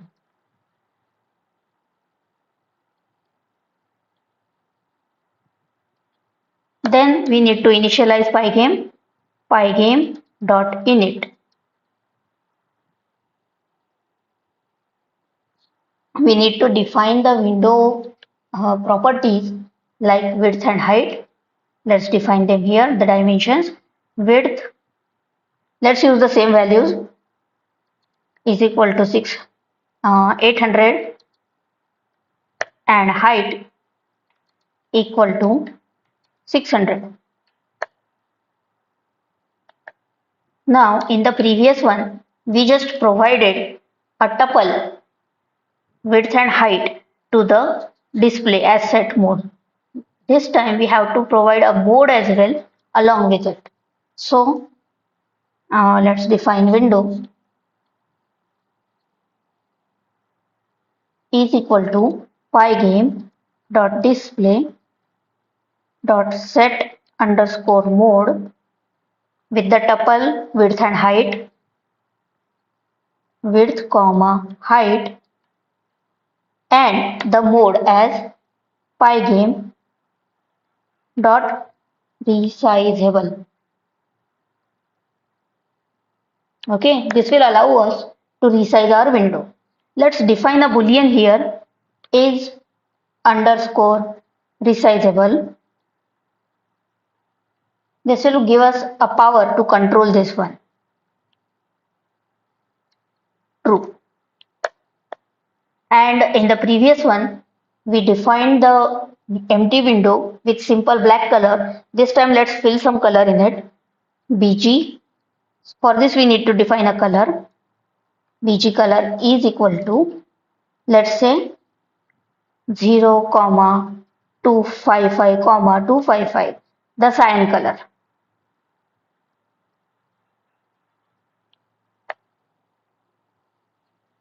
So let's move to the main game loop now.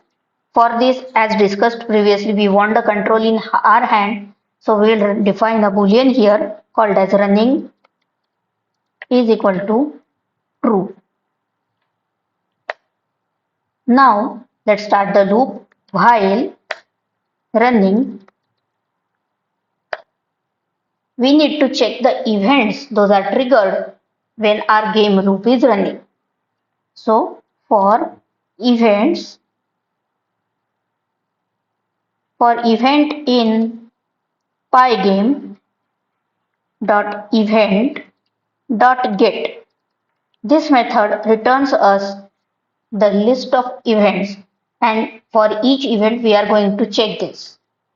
If event dot type is equal to pygame dot quit. You know this one from the previous session.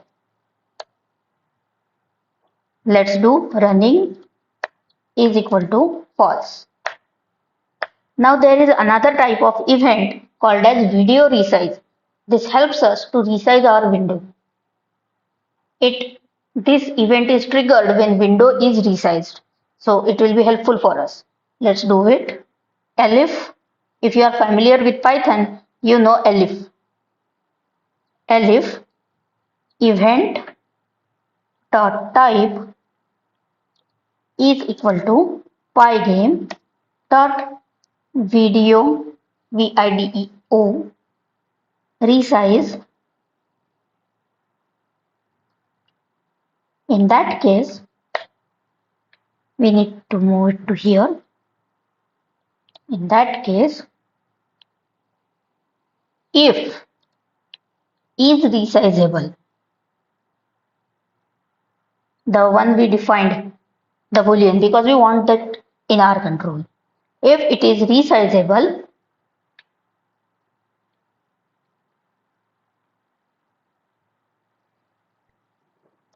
we need to define the width and height to the new dimension of the window. So we'll do width is equal to event dot w. This will set the width to the new width which was generated after the window is resized by the event, and height is equal to event dot h. Of course, we set the values, but we need to reset the dimensions of the window. For this, we need to do is window dot pygame. Window is equal to pygame dot display dot set underscore mode with the new tuple width and height, width comma height, and again pygame dot resizable.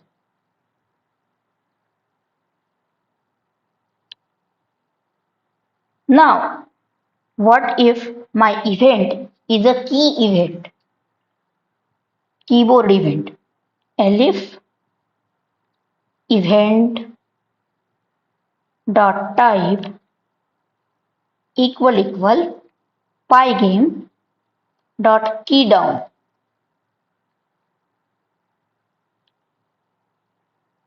Now I want to check which key is pressed, and we are going to toggle this resizable boolean, this one, okay, with the R key is pressed. If event dot key equal pygame dot k underscore r, let's toggle it, is resizable equal to not is resizable. Now let's check if it is resizable. We again have to reset the dimensions of the window. If is resizable, window is equal to pygame dot display dot set underscore mode, same width, height. Inside a tuple, second parameter, the mode pygame dot resizable.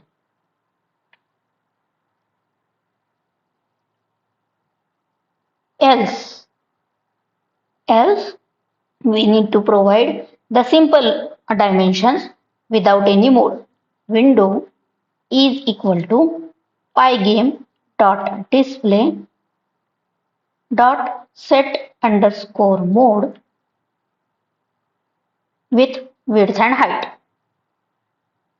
Width, height. Now we have completed our game loop. Next thing we need to do is, last time we showed the window in black in color. This time we'll fill some color inside the window. For this, what we'll do is,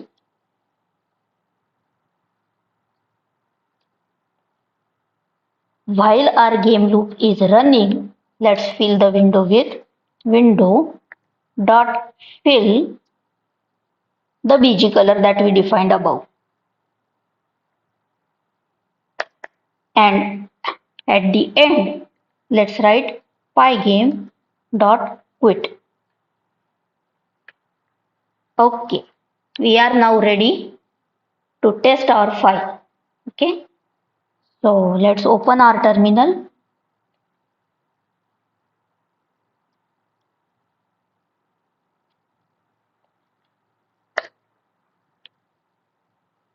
And let's test it. Python resizable window dot py. I'm sorry, there was some typo, and the typo is event dot attribute has no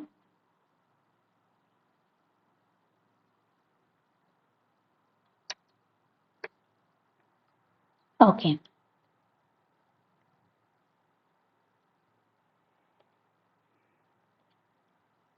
Why did our color display? Let's see. Our color didn't get displayed because we did not update the game window. The one we saw here. Last time as well we did update. This time we forgot to do update. So let's do pygame dot display dot update and let's run it. So let's get started. To set an icon to the window, we need an image which should be ideal shape. So for you guys, I have collected an image and I'm going to put it inside the root folder where our file will be. Now you know how to come from the folder to editor, but to go from editor to folder is right click on any file inside the folder and reveal in Explorer. You go to the folder where your files are. Now you paste it here. I've got this star.png for you guys. This file. Okay, we'll use this one as the icon of our window. Let's get back to the resizable window. And now let's create an empty file here. You can either use file and new file to create new window or you can simply use Control N. So I'll name this file as logo and title.py.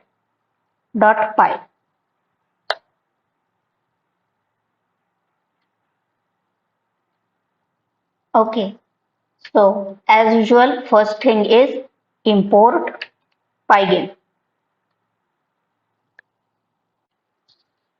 Once we're done with import Pygame, the next step pygame.init. Pygame.init initializes our project, the Pygame module. Now, as usual, width and height. Width,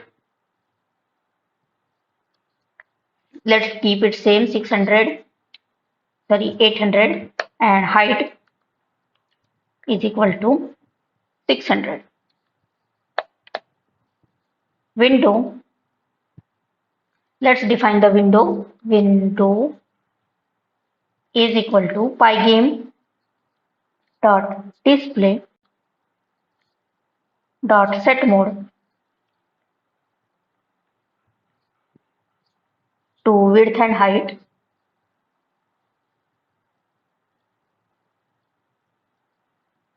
and pygame dot resizable.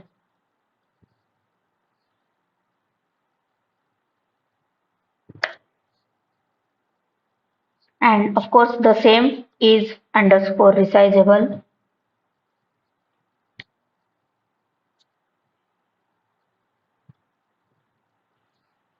is equal to true because we want it to be in our control to be resizable or not. The background colors bg underscore color, let's define it to this time yellow.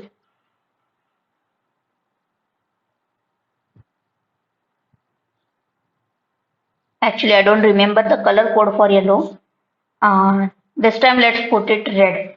2550, 0. Okay. And to set the caption to a game window using Pygame, you need to define a text, a string. Let's call it caption is equal to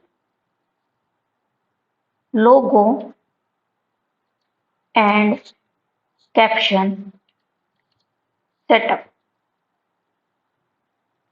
Okay, and let's set the caption pygame dot display dot set caption to this caption. There is one thing we should remember here. We should always set the caption and logo to the Pygame before we actually set the display mode of the window. So this part should not go here, it should go here.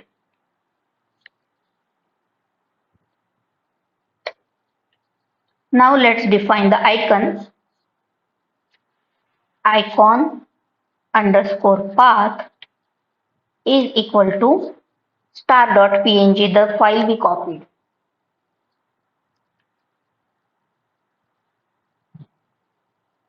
Okay, and now let's define the image. Icon underscore image is equal to pygame dot image dot load from where? From this icon path.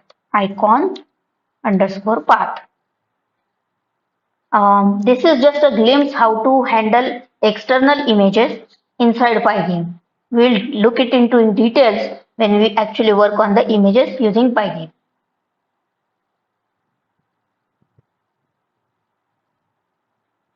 So here we will define our window now, and after that the game loop. For this what we need, the running is equal to true,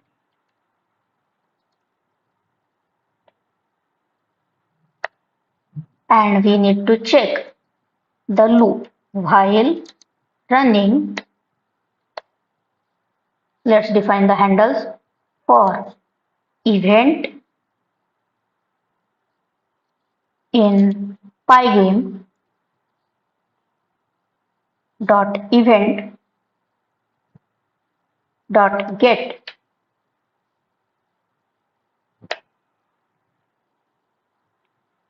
if the event type is event quit.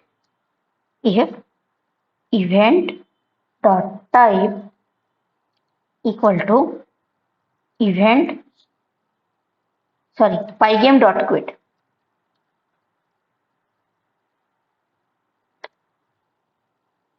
Running is equal to false.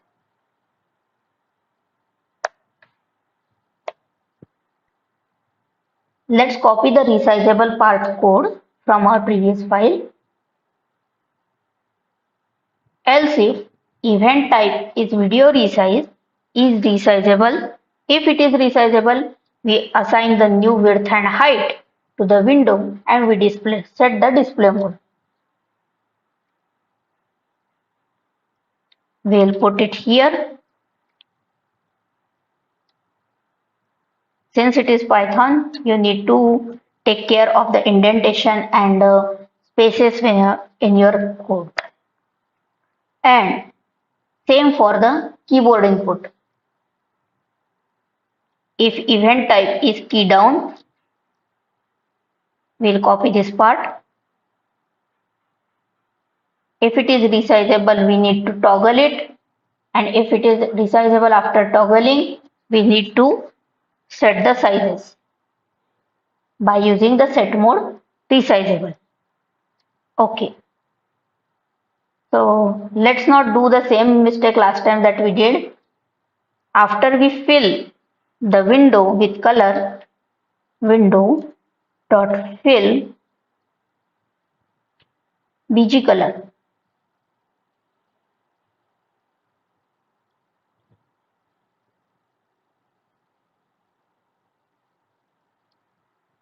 Bg underscore color. We just need to update our display. Pygame dot display dot update, and in the end just write pygame dot quit.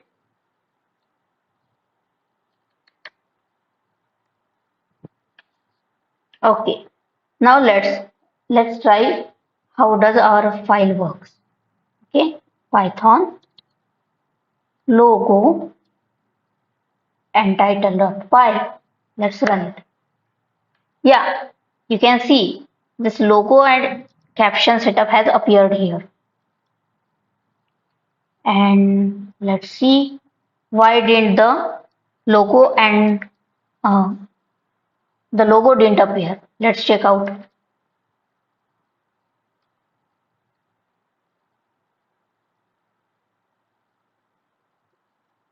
We just defined the image, we did not set it here. So we need to set the icon first. For this, pygame dot display dot set icon to icon image, and let's run it again. You can see there is the icon got changed. So this is how you set up icon and title to a game window using Pygame. In the coming session, we are moving to the modules related to display of the game, and we are also going to check the game loop in detail. Okay, so stay tuned.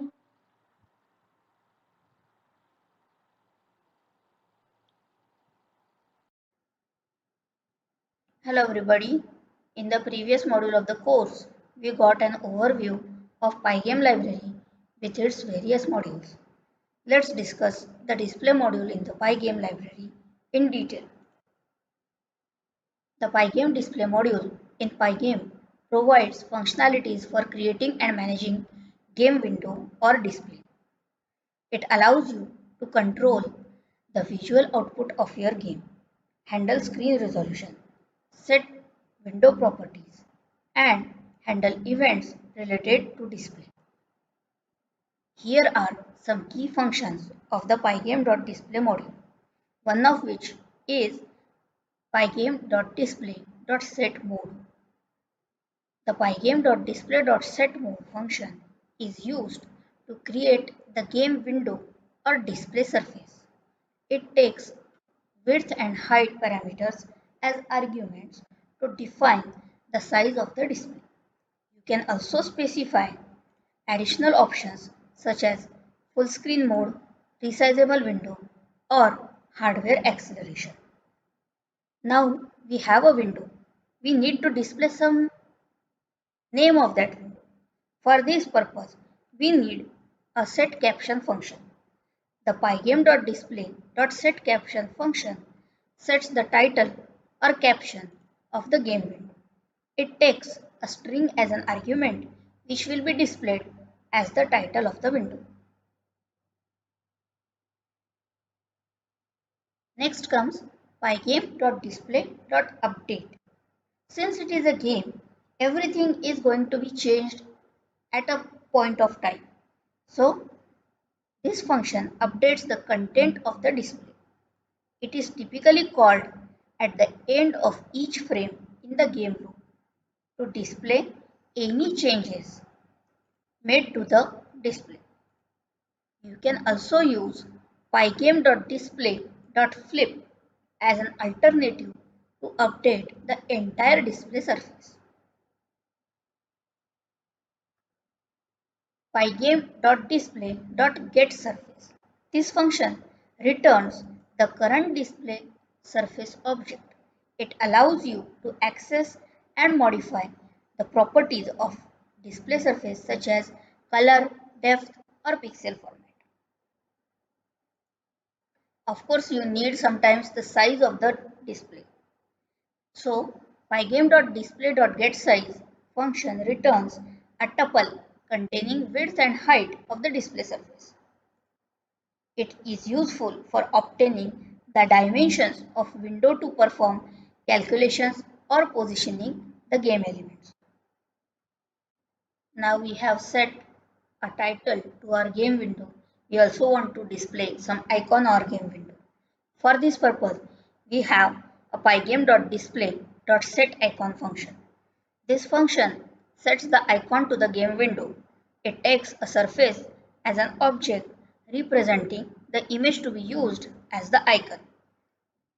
There is a key point for this function, that is, it should be called before the pygame.setMode function is called, which is to create the icon before the display mode is set.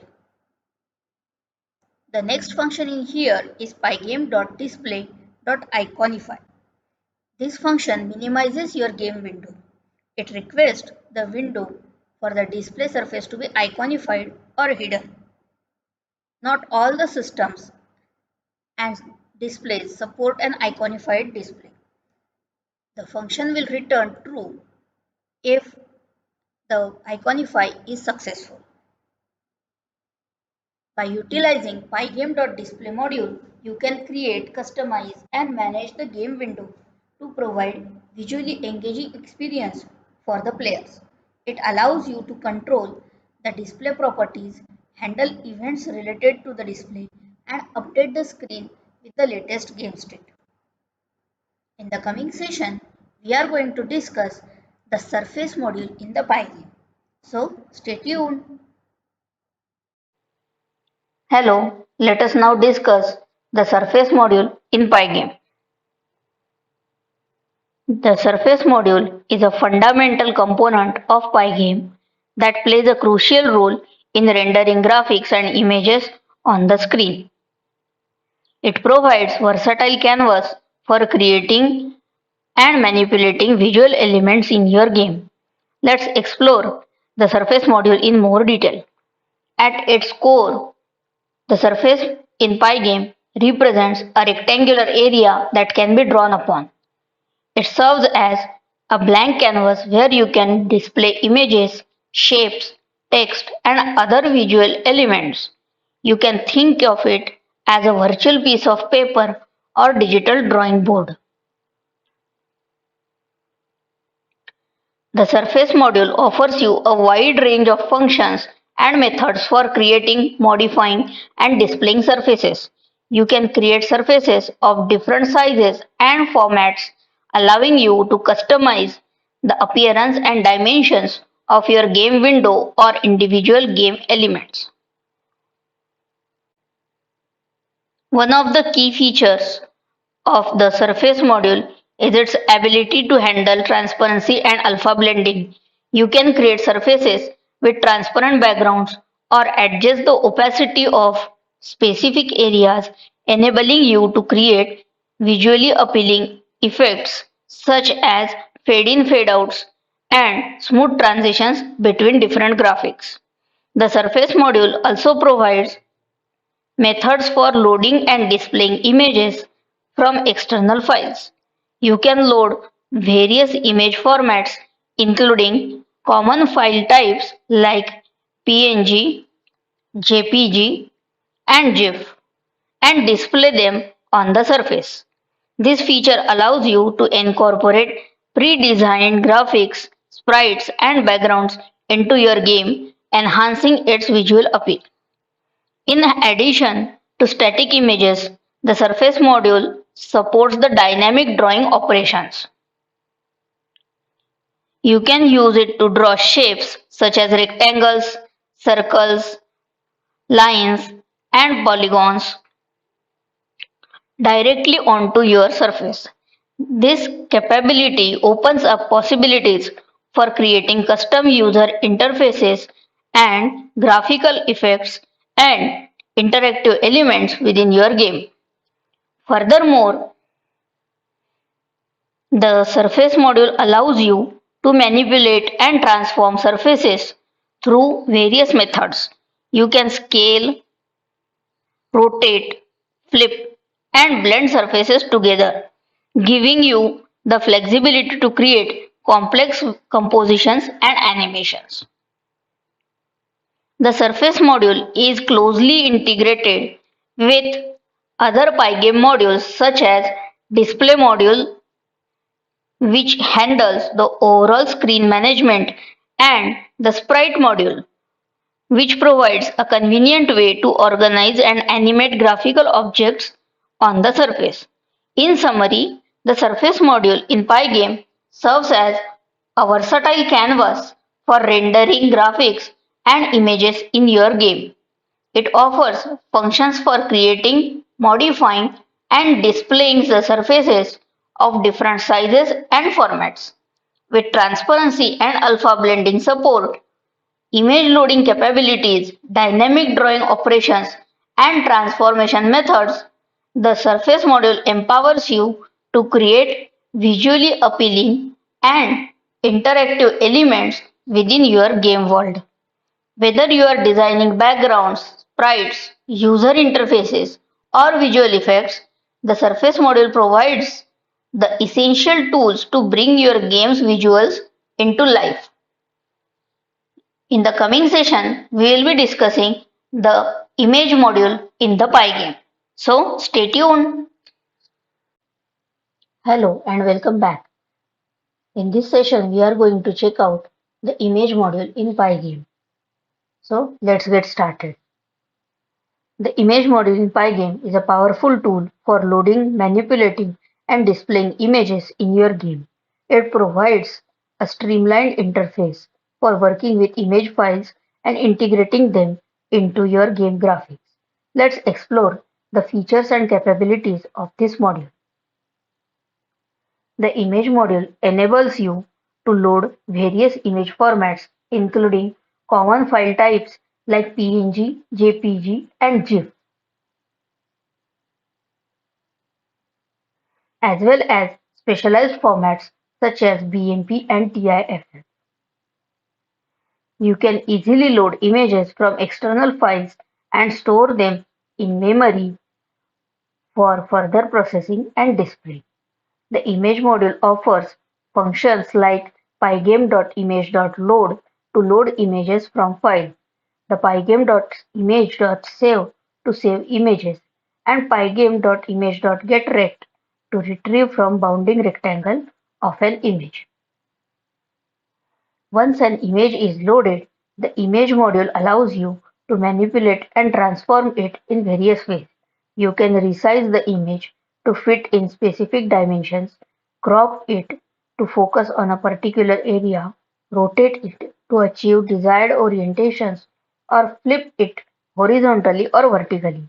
These transformations give you flexibility to adapt images to fit in your game's requirement and create visually appealing effects. The image module also supports transparency and alpha channels. You can load images with transparent backgrounds to define specific region as transparent, allowing you to seamless integration of images into your game's visuals. This feature particularly is useful for creating sprites where you want certain part of an image to be transparent and blend smoothly within the background. In addition to loading and manipulating images, the image module provides functionality for blitting.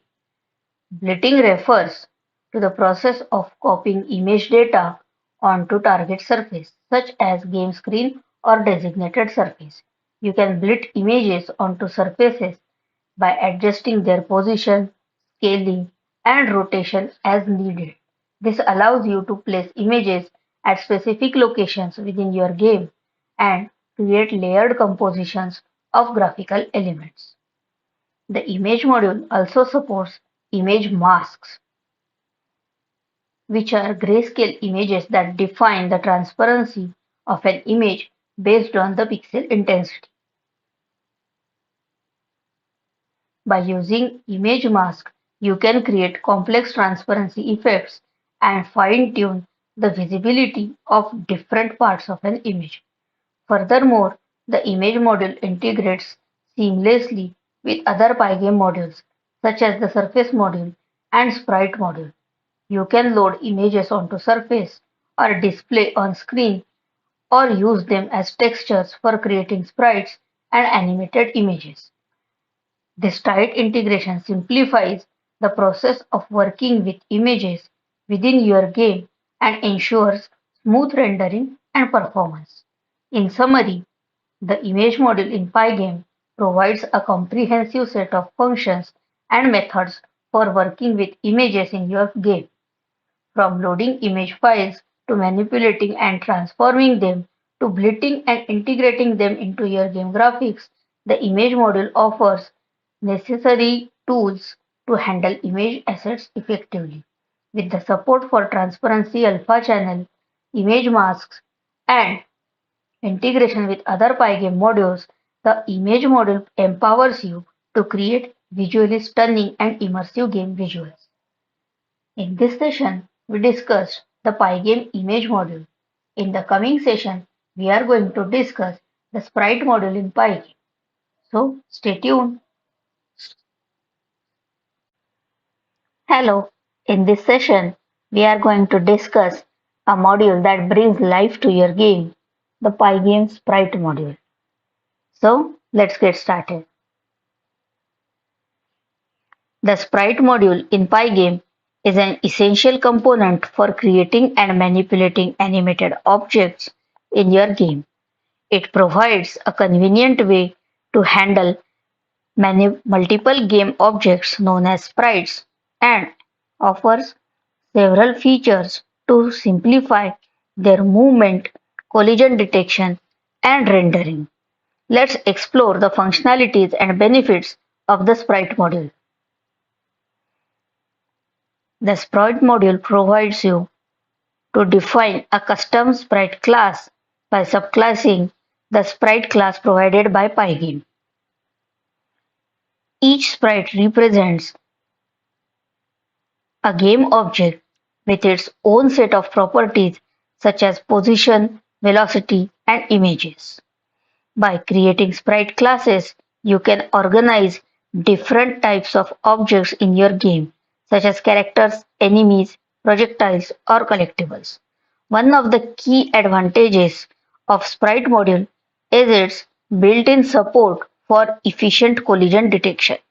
Sprite can detect collisions within other sprites or specific collision groups, enabling you to implement game mechanics like object interactions, item pickups, or enemy-player interactions. The sprite module provides methods to handle collision events and perform collision resolution, making it easier to create dynamic and interactive gameplay. The sprite module also supports sprite collisions with game boundaries or specific regions. You can define boundaries or collision masks for sprites, preventing them from moving beyond certain areas or intersecting them with specific objects. This feature is particularly useful for implementing game rules constraints, ensuring the sprites behave within desired limits, and to detect pixel-perfect collision too. In addition to the collision detection, the sprite module simplifies the sprite movements and animations.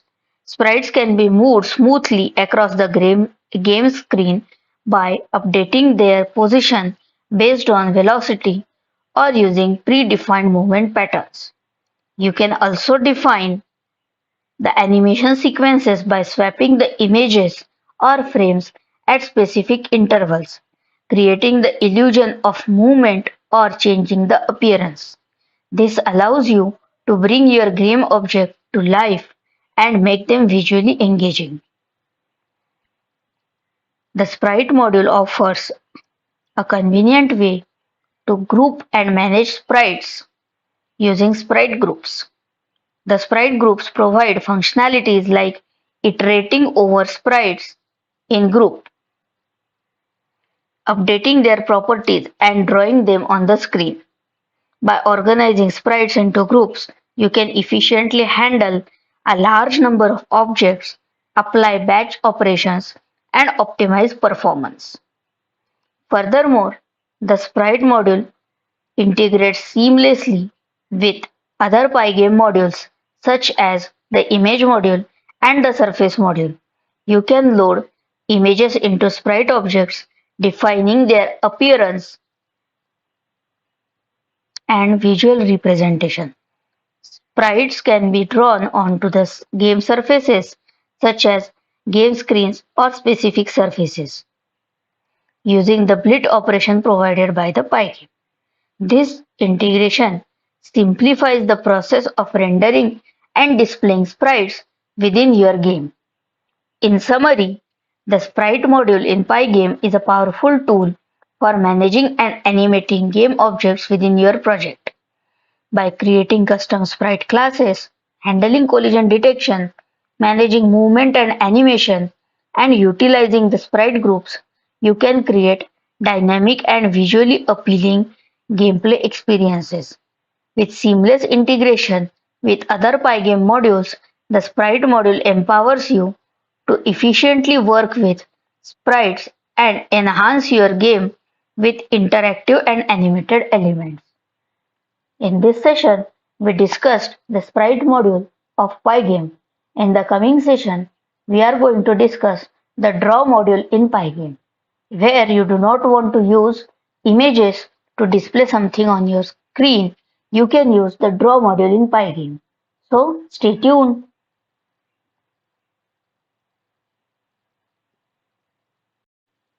Hello, in this module, we are going to discuss the draw module in Pygame. When you do not want to use any images to put in your game, but you want to draw everything on your own with primitive shapes, and you want to draw everything by your own on the canvas, you can use the pygame.draw module. Okay, so let's get started. The draw module in Pygame provides a variety of functions and tools for drawing shapes, lines, and other graphical elements on the game screen or surfaces. It provides a range of options to customize the appearance and style of the drawn elements. This module is optimized for performance and provides a convenient way to create simple graphics without the need for lower level pixel manipulation. Let's explore the functionalities and features of the draw module in Pygame. The draw module allows you to draw basic shapes such as rectangles, circles, polygons, and ellipses. You can specify the position, size, and color of these shapes, allowing you to create various visual elements within your game. Whether you want to create game objects, backgrounds, or UI elements, the draw module provides you all the necessary tools. In addition to the basic shapes, the draw module enables you to draw lines of different thickness and styles. You can create straight lines, curves, or complex paths by defining a series of points. This flexibility allows you to implement custom drawings, patterns, or connect the game objects with lines. The Draw module also provides the capability of drawing text on the game screen or surfaces. You can specify the font, size, and color of the text, allowing you to display informative messages, scores, or in-game instructions. This feature is particularly useful for creating user interfaces, menus, or dialog boxes within your game.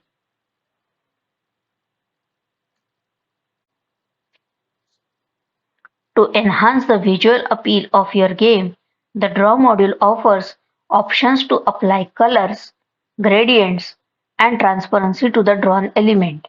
You can choose from a wide range of colors or create custom gradients to achieve desired visual effects. The ability to control transparency allows you to create translucent or semi-transparent elements for a more sophisticated look. Moreover, the Draw module provides functions to fill shapes, surfaces with colors or patterns. This allows you to create solid colored textured backgrounds, fill shapes with gradients, or apply complex patterns to specific area of the screen. These features contribute to the overall visual richness and depth of your game. The Draw module supports drawing on both the game screen and surfaces created using Surface module in Pygame. This allows you to create complex compositions by drawing on different surfaces and layering them together. You can utilize the surfaces to create layers, overlays, or special effects, providing a more immersive and visually appealing experience. In summary, the Draw module in Pygame is a versatile tool for creating and rendering graphical elements within your game, with its functions for drawing shapes, lines, texts, and the ability to apply colors, gradients, and patterns. You have the flexibility to bring your game world to life. By combining the capabilities of Draw module with the other Pygame modules, you can create visually stunning games with customized graphics and engaging visual effects. In this session, we checked out the Draw module of Pygame. In the coming session, we will have a look at the Transform module in Pygame. So, stay tuned. Hello, and I welcome you now to the final session of this module. Your game's reliable clock, the Pygame time module. So let's get started.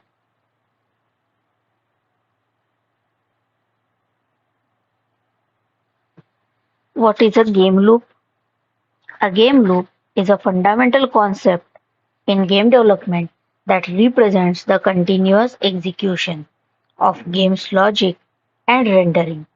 It is necessarily a loop that runs throughout the entire duration of the game, ensuring that the game state is updated and rendered at regular intervals.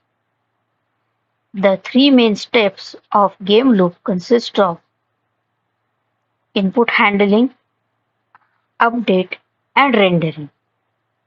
In the input handling step, the game checks for user input such as keyboard presses, mouse movements, and controller inputs. It captures and processes these inputs to determine how they affect the game state. The update step involves updating the game's internal state based on the input received and any other necessary calculations. It includes the updating the position of game objects, checking the collisions, and handling game mechanics, and managing the overall game logic. The last step is the rendering. In the final step, the game renders the updated state onto the screen. It involves drawing the game's graphics, including the backgrounds, characters, objects, and any other visual effects. The rendering process aims to provide a smooth and visually appealing experience to the player. The game loop represents these steps repeatedly in a continuous cycle, ensuring that the game state is constantly updated and rendered. By maintaining the consistent loop, the game maintains interactivity and responsiveness, allowing the players to interact with and experience the game in real time. The game's loop speed is typically controlled by a fixed time step or frame rate, which determines how many times the loop executes per second. Higher the frame rate results in smoother the gameplay but requires more processing power, while a lower frame rate may introduce some choppiness but reduces the processing load. Overall, the game loop is the backbone of game, responsible for updating the game state, handling user input, and rendering the visual output. It ensures the game runs smoothly, reacts to the player input, and provides an immersive and interactive gaming experience. In Pygame, the game loop is typically implemented using the time module to control the timing and frame rate of the game. The time module provides functions for managing time-related operations such as tracking elapsed time and introducing delays. It provides a convenient way to handle multiple game objects known as sprites and offers features to simplify their movement, collision, and rendering. Let's explore some key aspects of the time module and its additional methods. First is tracking time. Pygame's time module includes a function called as guessTakes that returns the number of milliseconds that have passed since the Pygame initialization. The function is useful for measuring elapsed time and synchronizing game events. Next comes delaying execution. The delay function in time allows you to introduce delays in your game. By specifying a desired number of milliseconds, you can pause execution of your game, creating a time-based effect or introducing timed gameplay mechanics. Next comes setting time events. The time module provides the set timer function to schedule custom time events by specifying an event ID and desired time interval in milliseconds. You can trigger specific actions or events at regular interval within your games. For example, if you want to do some specific operation on your player, like getting his invisibility cloak on after a specific set time, you can use this set timer method. Next method comes is measuring time differences. The time module provides method called as time diff that allows you to calculate difference between two time values in milliseconds. This can be useful for measuring the time taken to complete the specific actions or calculating the duration of events in your game. Getting system time. Pygame's time module includes a function called as getTicksBusy that returns the system time in milliseconds. The function provides an alternative to the getTicks and can be helpful in scenarios where you need to measure time based on the system clock rather than the game's initialization time. Handling time events. In addition to the set timer, the time module offers the event.get function to retrieve time-related events from the event queue. This allows you to handle time-specific events such as timers or alarms and execute corresponding actions within your game. Clock accuracy adjustment. The time module provides a method called as setTimerResolution that allows you to adjust the resolution of the timer used by the Pygame clock. This function enables to fine-tune the accuracy of the clock, which can be important for time-sensitive operations or precise timing requirement in your game. Pausing and resuming time. Pygame's time module offers functions such as pause and unpause to allow you to temporarily pause and resume the passage of time within your game. This can be useful for implementing pause menus, freezing animations during specific events, or creating time-based mechanics. By leveraging the time module and its additional methods, you can efficiently manage time-related aspects of your game, measure durations, handle timed events, and ensure accurate timing for various mechanics. In this module, we checked out various display-related packages and modules in Pygame, as well as we checked out the game loop with time module. In the coming session, we are diving into the practicals and we are creating all the things those we studied in this session. So, stay tuned.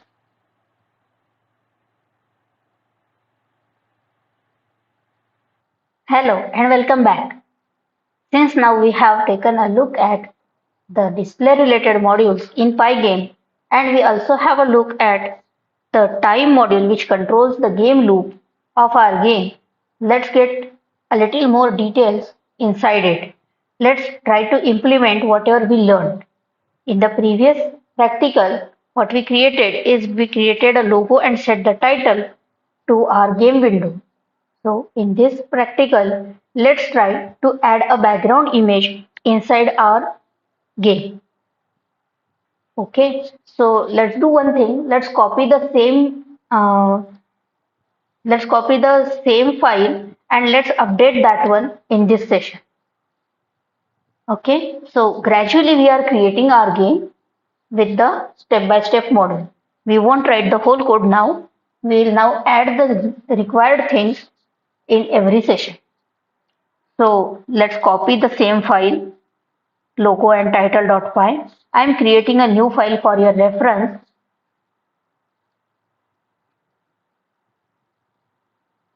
and I'll name it staticbg.py.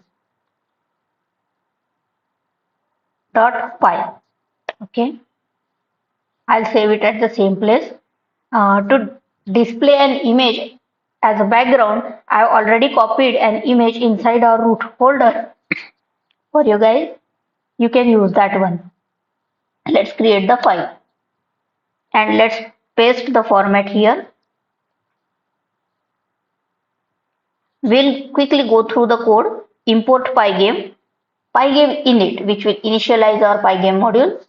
The width and height, the dimension of our window. Is resizable boolean, just to control the window size. The background color, this time let's make it white instead of red. Let's change the caption to add background images. Add background image in window. Let's keep the icon as it is, the star PNG. Now, once the icon is defined, we are defining the window. Window is equal to pygame.display.setMode in the tuple width and height, and the mode to be pygame.resizable.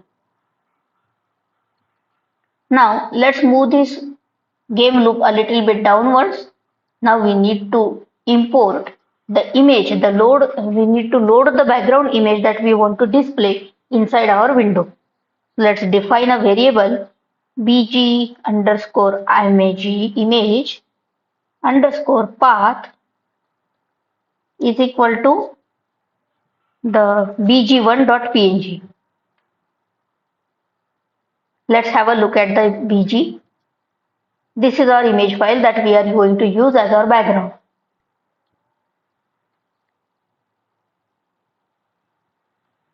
Now we need to load this image. How are we going to load this? bg dot image is equal to pygame dot image dot load. We check this method inside the slides, right? Let's use it here. bg dot image or path. This path. From this path we want to load the image. You can simply put this string as well here, but it is always better to define the paths of the resources you are using inside your games. Let's define the name to be bg underscore image. Okay. Now the image is quite bigger. The image I copied is quite bigger. We want to fit it inside our window, so we have to scale it using the module transform that we saw in the slides. So let's do it. bg underscore image is equal to pygame dot transform dot scale. Do you remember? bg underscore image comma, in a tuple we have to provide the dimensions width and height. This is going to scale our image. Now let's go to the game loop. Okay, running the control booleans for us. While running, we get the events. In the video resize, what we did is last time we just captured the updated windows width and height, and we did the Pygame set mode to width, height and resizable. This time what we also need to do is we need to set the BG image with the new dimension. We'll have to do the same thing. BG underscore image is equal to Pygame dot transform dot scale to BG image with the tuple width and height. Since it is game loop, it is going to be called every frame. So every frame, this BG image is going to get scaled. Now, what if? What if this thing again happens that somebody toggles the resizable mode? We again need to do the same thing. We need to resize the BG image according to the latest height and width. So let's copy the same statement from here to here and here. Okay. Now we have defined our background image. We have set its properties according to the game loop, according to the time elapsed. Now we need to display that image on our game. So in that case, what we need to do is when we want to display our window, we just need to display update our window. In this condition, we also need to draw this image on our window by window.blit window.blit bg underscore image, and where we want to draw this at the position of 0,0. In this condition, this 0,0 represents at the top left corner of the window. And the next is, of course, we do not want to fill any color because we are already drawing an image over here. So let's remove this color from here as well.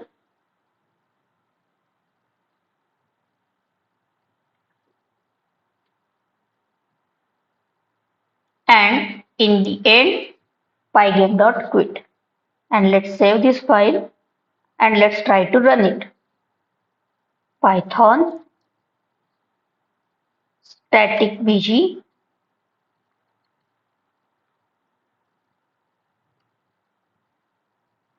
static bg.py. Yeah, this is how we display image inside a game window. What if I need to resize my window? I'll just double click. Yes, it is getting resized. The image is also getting resized along with the window size. What if I don't do this? What if I don't resize the BG image? Okay, let's run it now. And let's resize the window. What did you see? The image got blitted at 0,0 itself, but it left the remaining part as the window got resized. So to make it exactly like the window size, we need to update the window as well along with the we need to update the image as well along with the window size. So in the coming session, let's add some sprites as well inside our game window. Okay, so stay tuned. Hello everyone and welcome back. In the previous session, we checked out how to add static image in Pygame. In this session, we are going to look at how to add a static sprite in Pygame. In the slides, we saw sprites has their own properties, like they have their own bounding box, they have their own image, they can be used grouped together and on. Sprites can also be used for collision detection. They have their inbuilt property. So let's add a static sprite which won't be moving, but they will be available inside our class. they will be displayed inside our class. So let's get started. I have added one more image in here which we will be using as a sprite, and we will also be using the icon image that we used as our sprite. We will use both the images. So let's get started. Let's open this into our favorite editor. I am using VS Code. You can use any of your favorite one.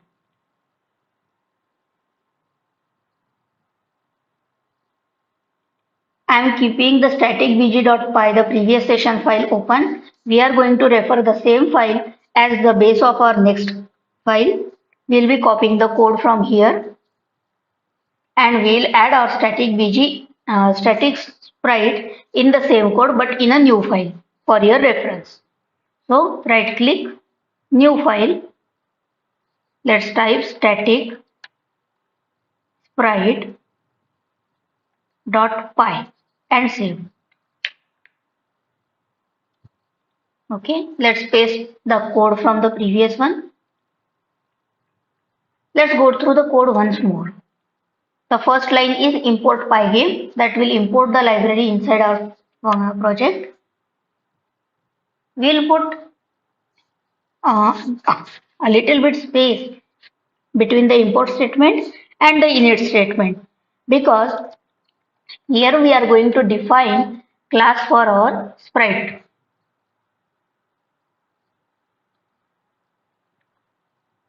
Okay.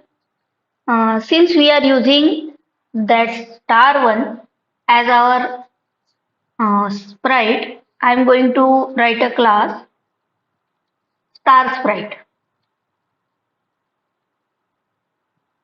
You can use any of your favorite name. I am using star sprite, and this will be extended by pygame.sprite.sprite.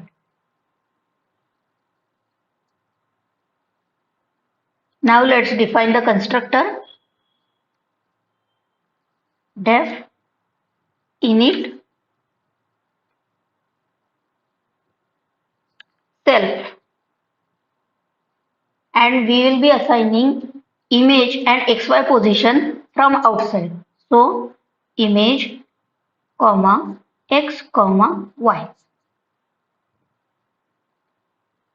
Now let's call the base constructor super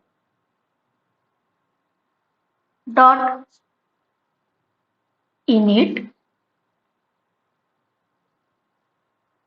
Okay. Now let's assign the image which we provided inside the constructor to its own image. Self dot image is equal to image from the parameters. Did you see the color of this text got changed after we used it here? Now let's define the boundary box for this sprite. So self dot rect is equal to self dot image dot get underscore rect. Still x and y are light blue faded. Let's get them into bright by setting the xy position to the center of our sprite's position. Self dot rect dot center is equal to, in the tuple, x and y. Did you see the change here? Now, if we want to perform any operation on this sprite, some manual operation, we need to define some functions for them. Let's just keep an empty function for it. Let's call it def update self. We are passing the self parameter because we want to call this function with the same class name, pass. Okay, we are not going to write anything inside this update function for now, because we want to display only a static sprite here. Now since we have defined our sprite class, let's go to our main class and let's check one by one. Later, Pygame init, which will initialize our Pygame. Width and height. Width and height are the dimensions of our game window. Is resizable the boolean, which will help us to control our resizable functionality. Caption. Let's change the caption. Add static bright sprite in the window. Sprite in window. Let's keep the icon the same. Pygame.display.set icon to icon image. Define window by Pygame display.set mode with the width and height and resizable mode. The background image is the bg1.png which we have loaded with image.load. We have scaled it down to the game window size with transform.scale, and this is our game loop from here. Now let's put a little space between the game loop and other things, and let's define the objects of our sprite class. So first things first, we need to load image for our sprite. Let's load it.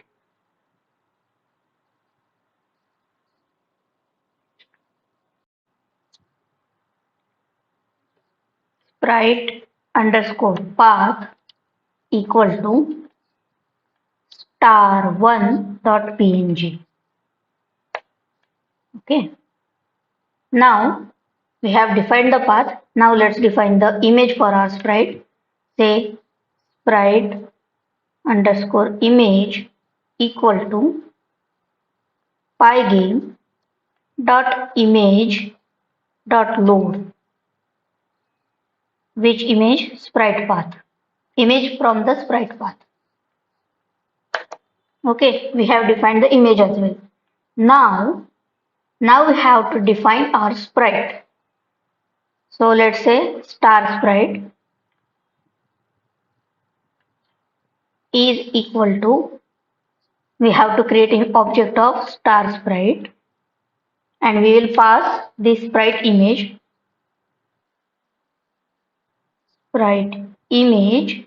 and width by 2 and height by 2 as the x and y. So ideally our sprite should be displayed at the center of our screen. Now we have our game loop. So the running variable that will help us to control our game loop will catch our events here in this loop while the game is running. We'll catch the quit event. In that case, we have to turn off the running and we'll stop our game. Then on the resize event, video resize event, we'll catch the current width and height of the window and we'll set it to the display along with the resizable mode. We'll also reset the width and height of the window to the BG image, the background image.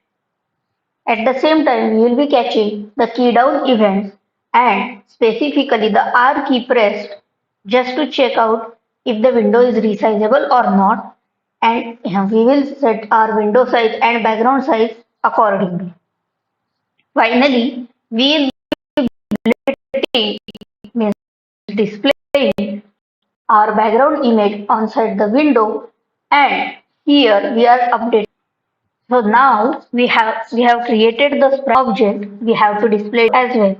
So we will have to do is window dot blit star sprite dot image where star sprite dot rect. We have defined the rect here in the class, this rect. Okay. And finally, before displaying, we will update the star sprite. Star sprite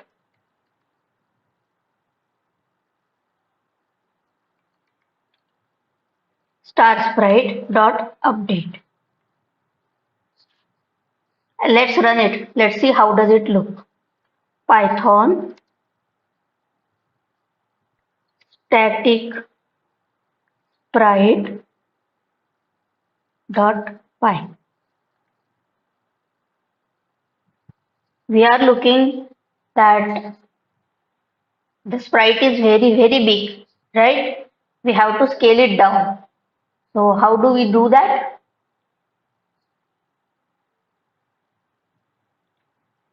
We do that with the pygame.transform model. Okay. So let's copy this statement from here and let's scale down our sprite image. Sprite image is equal to pygame.transform dot scale. Okay. What do we want to scale? We want to scale the sprite image. Sprite image to new width and height. Let's say I want to scale it to 100 by 100. Okay. Now let's run it again.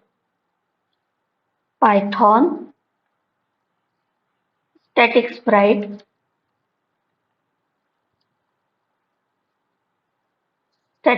dot py. Cool. This is how we add static sprites in our game. If we want to create another static sprite, we can do that too. We just need to create a new one like this only. Say sprite2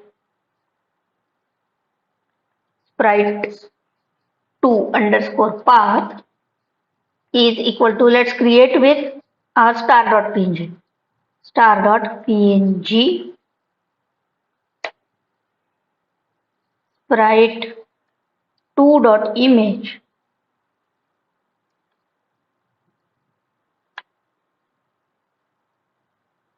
is equal to pygame.image.load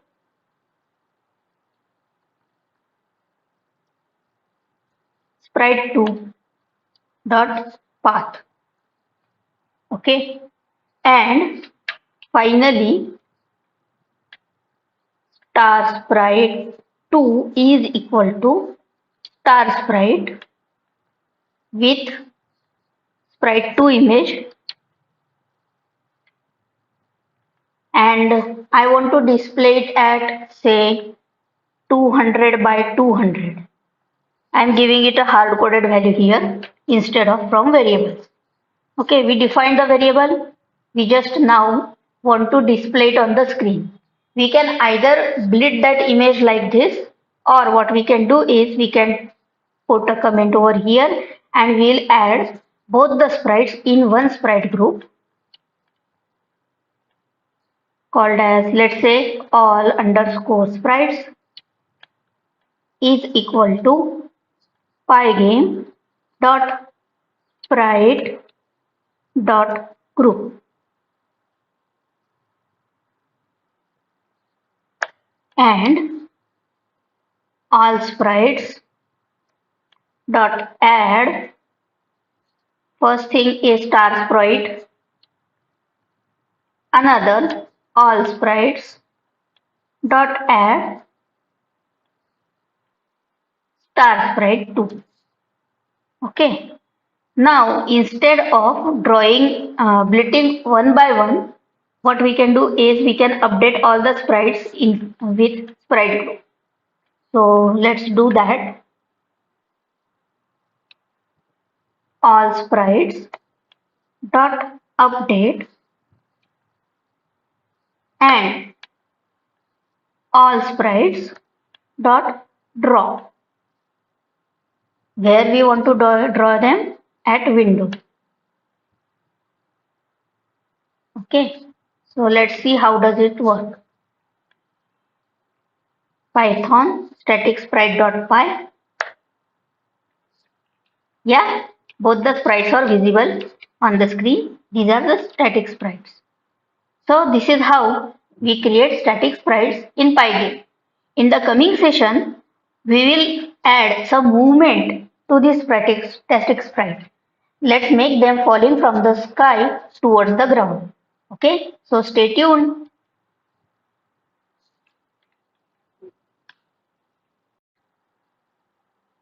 Hello everybody. In the previous session, we checked out how to add static sprite in your game window using Pygame. In this session, let's make this static sprite as a falling object from the sky, and we'll update the sprite's position according to the time. Okay, so let's get started. We will use the previous file staticsprite.py as the base of our project, and we'll continue adding our code on top of it. So let's copy this one first. Select all, copy this code, create a new file here in the same folder we are creating. We'll rename it to moving sprite.py. We'll be using the same code, paste. Okay. If you remember, in the previous session, we kept this update function to be empty. Okay. This update function is going to be called every frame when we update all of our sprites in our game loop. Okay. Every time when our control goes inside this loop, this function is going to get called. For now, I'll remove these comments because we want to update all of our sprites and we want to display all of our sprites at once. Now we want to make the sprites to fall down. Okay, let's check out how was our previous sprite. Python static sprite.py.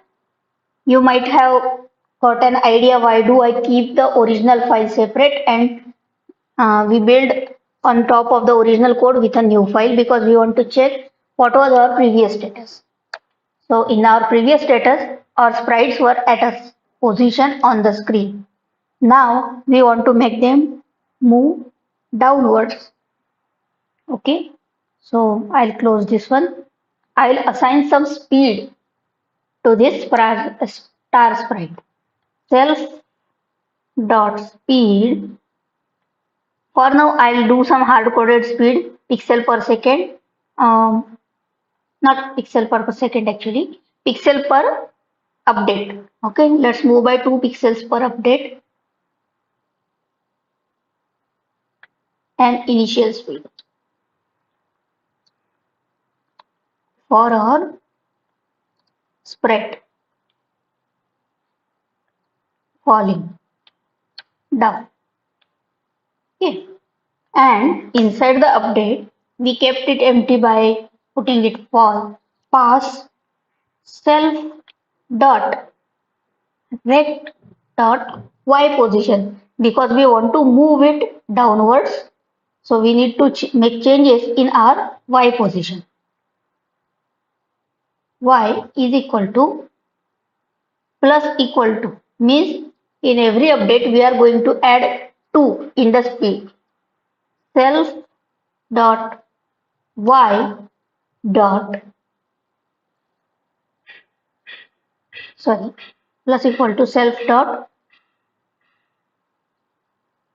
speed. That's it. If let's see, if my coin touches the ground, I don't want to create a new sprite. I want to use the same sprite. I'll put it on top of the screen again and I'll make it fall again. This is how we optimize the code instead of creating new objects every time. So if my sprite self dot rect dot top is greater than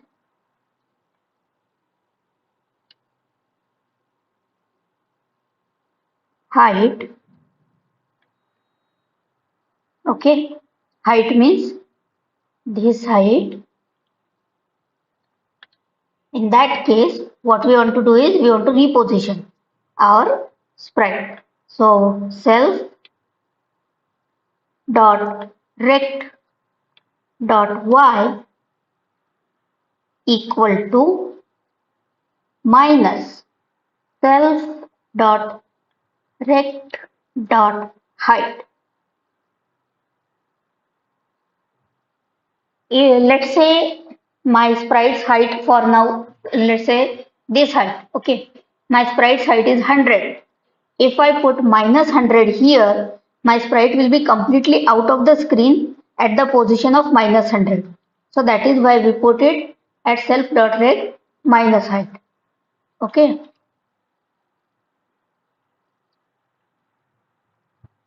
And I'll remove this pass and let's try to run it. Okay. Python moving sprite.py. Cool. Here we can see both the sprites are moving with same speed. We can also define the speed on our own. We can also set custom speed to both of the sprites. So here what we can do is we can also provide a parameter called as speed, and let's assign the speed here. Okay, self.speed is equal to speed. So we will need to change the constructor of the sprite here. Instead of only width and height and image, we will also have to provide speed. I am going to add 1 here for speed and 2 here for speed for the smallest sprite. Okay, let's check it out. Pygame.movingsprite.py.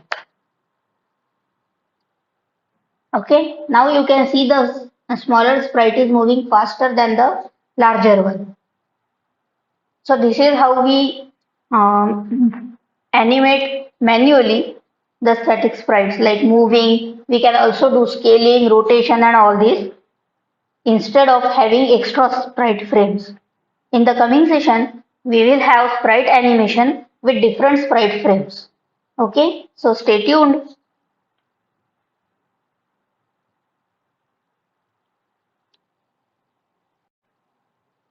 Hello everybody and welcome back. In the previous session, we checked out how to make a static sprite moving. In this session, we are going to animate a sprite with different sprite frames. Okay, we are going to animate this ninja with these 5 sprite frames. So let's get started. I'll open it in the VS Code. You can use any of your favorite code editor. I'm using VS Code. So for now, I'll close the terminal because I want to see everything on the screen. I'll keep the moving sprite file open. I'll close the other file. We'll build on top of this file itself. So let's create a new file here for our reference. And let's name it to be animating sprite.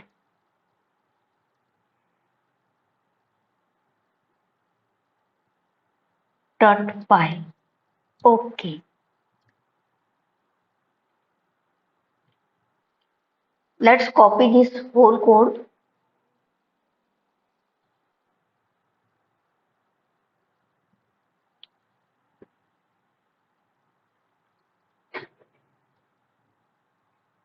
and let's put it here.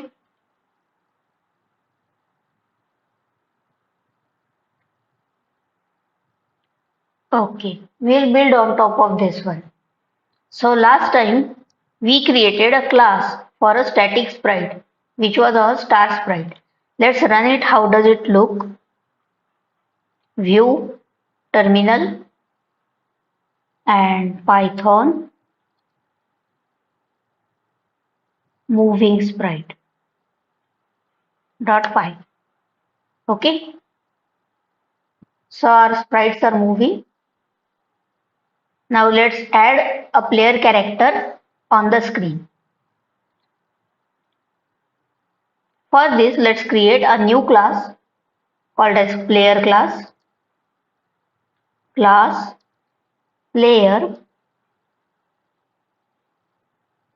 which should be extended by pygame.sprite.sprite.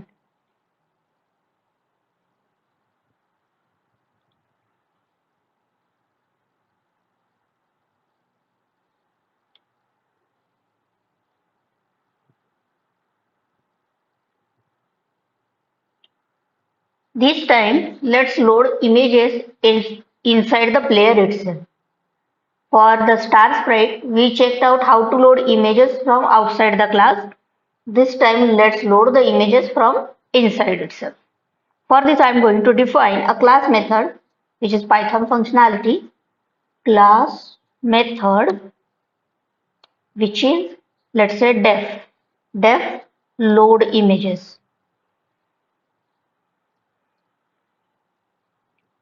and I'll give it CLS as the parameter. CLS dot idle images,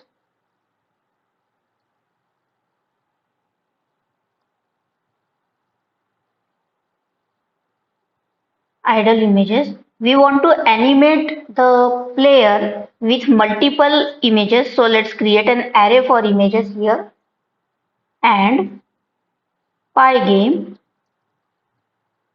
dot image dot load. I added these images as I showed you in the folder ninja1.png, and let's add one more functionality here, convert underscore alpha. It is a function of the surface class which helps you to get the transparent pixels helpful in your animation. Okay, so we have total 5 frames, so I'm going to copy this and I'll add 5 frames. For one is added, now the second, ninja 2, convert alpha, ninja 3, convert alpha, ninja 4, convert alpha, and ninja 5, convert alpha. And I'll remove this comma here. So our images are defined. Okay, by the way, I'm using copying these images from free and open source websites. So if you want, you can also use those.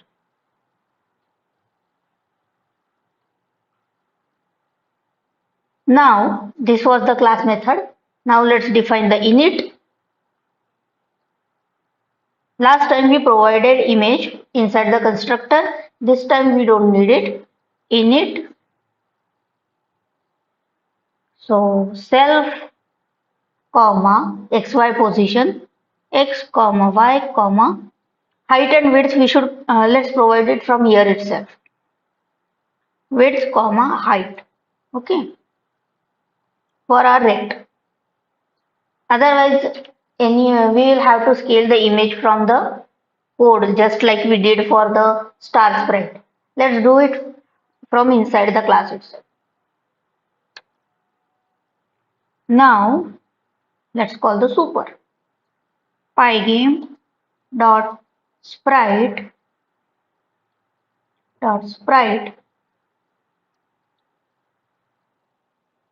dot init self. Sorry.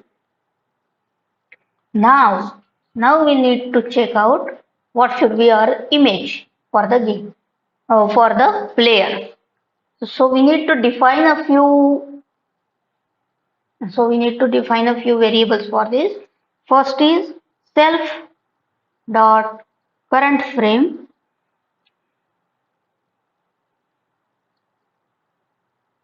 say 0, because we want to display this Ninja 1 PNG as our original frame. Self dot animation delay.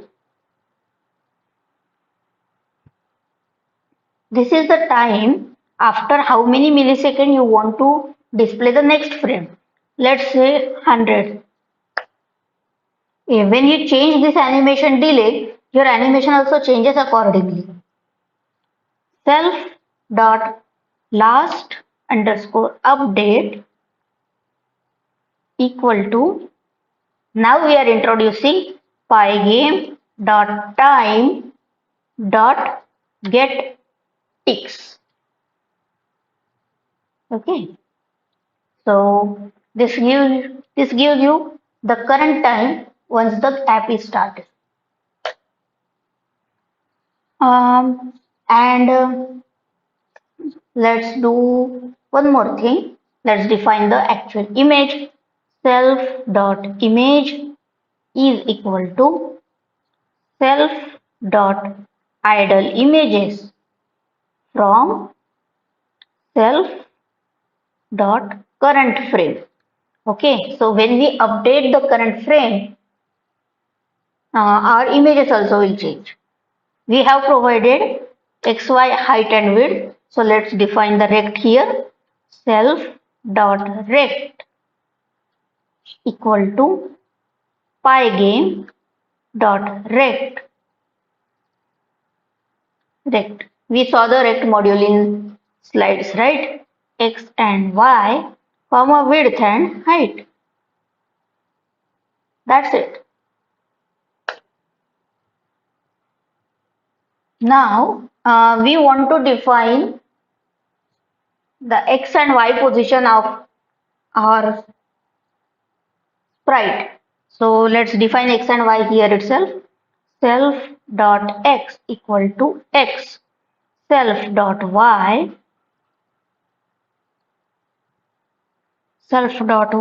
equal to y. Now let's define a draw method for sprite itself. We will call this draw method from our game. Def draw. We are converting it into object oriented way so that every game object we create will handle its own functionality.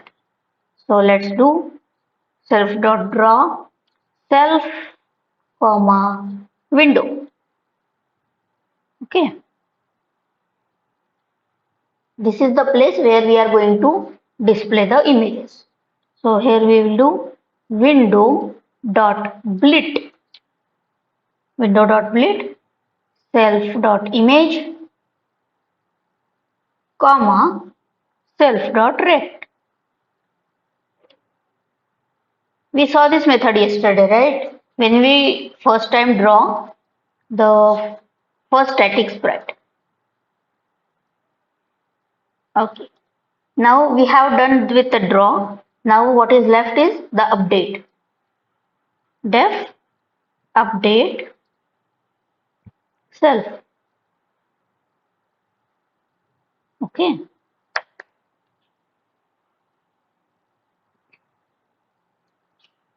Now we have to change the image frame according to the time.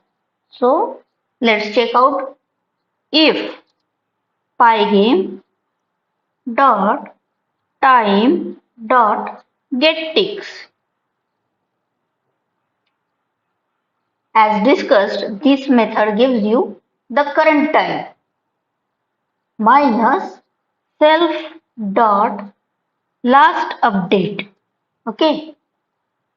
If this difference is greater than self dot animation delay, in that case what we want to do is self dot current frame plus equal to 1. Now what happens if all of my frames are over? If I reach to ninja5.png, it will give me array out of bounds, right? In that case, what I need to do is if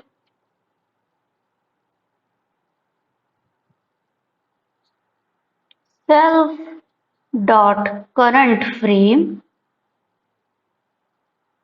mod equal to length of self dot idle images. Okay, so that means I won't have to do this.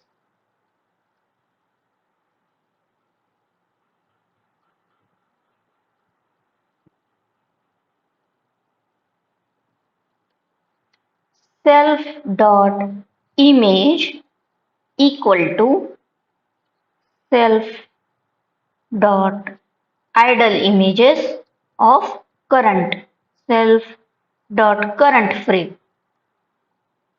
And now we need to do is we need to update the self dot last update.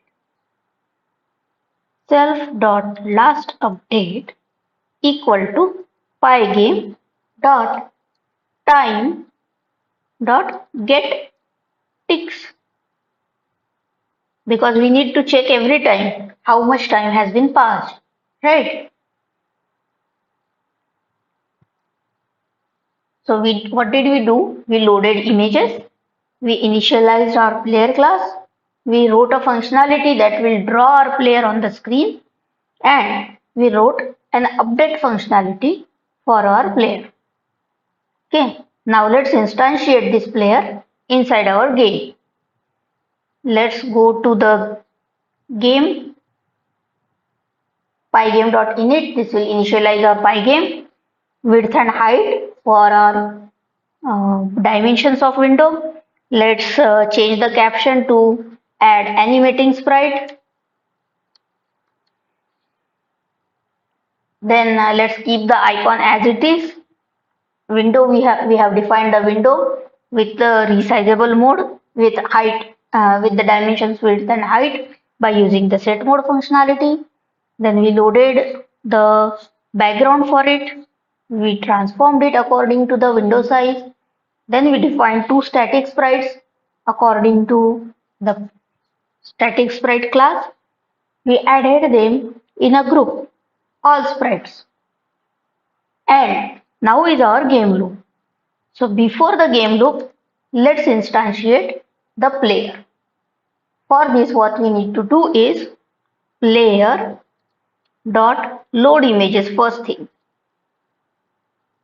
Next is player. Let's create an object now. Player is equal to player. Do you remember in sprite star sprite we need to provide image here? Now we don't. We just need to provide x, y, height, height minus, say I want to put it inside height minus 350 pixels. Okay, and I want to give the dimensions width and height to be 64 comma 64 pixels. Okay, now we created the player object. Let's go through the game loop once more. Running is the boolean that will help us control our game running thing. Then we have event, which is then we are checking out the events. First is we are checking out quit event, where we will turn off the running boolean. Then we will check video resize event, where we will resize the window. Later later we have key down event, where we will allow or disallow the resizable variable. And in the end, we have window.blit, where we are displaying our background image, and then we are updating and displaying all our sprites, and finally we are updating our display. So before this, let's do one thing. Let's display our player. First thing we need to do is player dot update and player dot draw, where we want to draw it on the window. That's it. And in the end, pygame dot quit. Let's save the file. Let's try to run it. Python animating sprite.py. Cool. Let's why it is not moving? Because we commented out the current frame. Let's uncomment this. Okay. Now let's again run it. Is it moving? Cool. So this is how we animate a sprite using sprite frames. Now I have one assignment for you guys. I have provided these star images which are rotating stars, and you have to create a sprite animation with the rotating stars and you make them fall down just like our static sprites. Okay? And in the coming session, let's check out collision between this player and the coins. So stay tuned.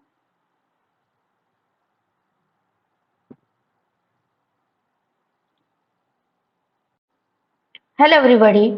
In the previous session, we checked out how to create animated sprite in Pygame using different sprite frames. In this session, we are going to check out how to detect collisions in Pygame. So let's get started. Let's open the folder inside our favorite code editor. I am using VS Code, but you can use whatever you like.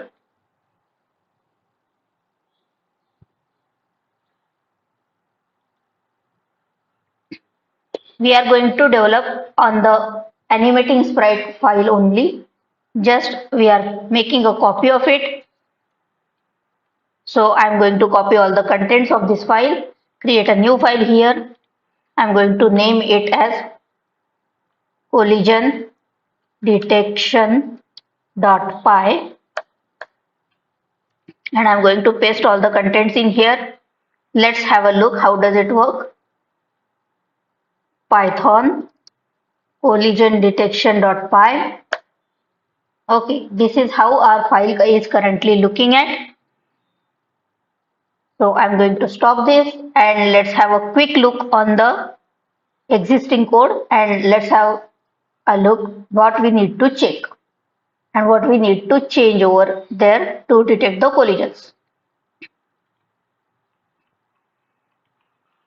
So in the previous session, what we did is we created this class for player where we used a class method to load all the images for this. We converted all the images into alpha images so that if there are any transparent part of the image, it will get properly covered and converted to give us a live look and feel of the character. Then in the constructor, we provided XY position and width and height of the bounding box for our sprite. We defined the current image of the sprite at the current frame. Means we are going to use all these images as one by one with some animation time delay to display our image moving like live. Then we defined a custom function called as draw to blit our sprite on the window, and with the update function we updated the image of the sprite with current frame of the image. Then we also have the sprite class with a static sprite, but it is moving downwards with time. Okay, every frame it is moving down with some speed which is a few pixels which we have already provided. Let's see what is the speed we have provided. We define the dimensions of our window 800 by 600. Then the caption, let's change it to collision detection. Collision detection. Okay, let's keep the icon as it was. We defined the window with pygame.display.set mode with width and height and in the resizable mode. Then we created a background image with the BG image which is here, and we scaled it according to the window size. Then we defined an object of the sprite class inside the inside this one star sprite class. We also defined another sprite class for the star sprite, and we added both these sprites inside a group called as all sprites. Why did we add these inside the group? Because we wanted to update all of these sprites at a time. Otherwise, what we will have to do is we will have to update or draw them one by one every time. Okay. Then we came inside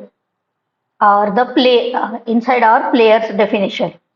First thing we did is we loaded all the images of the player by calling player.loadImages.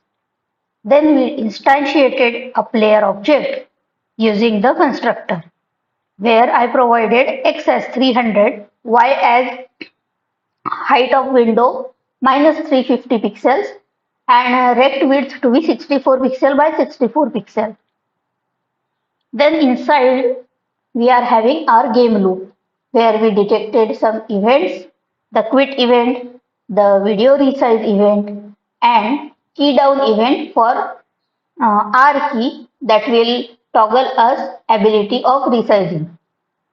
Okay. Later, later we are later we are displaying the image, background image by using window.blit, and we are updating all our sprites and our player, and we are also drawing our sprites and our player.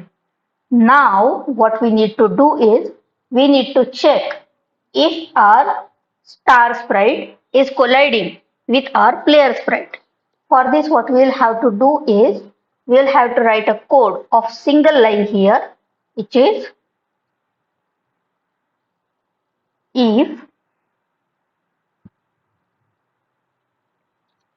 if our star sprite dot rect dot collide rect. We saw this method inside the rects, right? If star sprite dot collide rect with player dot rect. We have a property of rect inside player, if you remember here, right? Inside rect, if this collision happens, let's write print it is colliding. It is collided. Okay. This is a single line code for detecting collisions. Then we are displaying everything. We are updating our display, and we are in the end we are writing pygame.quit. Now let's run our code. Python collision detection.py. Cool.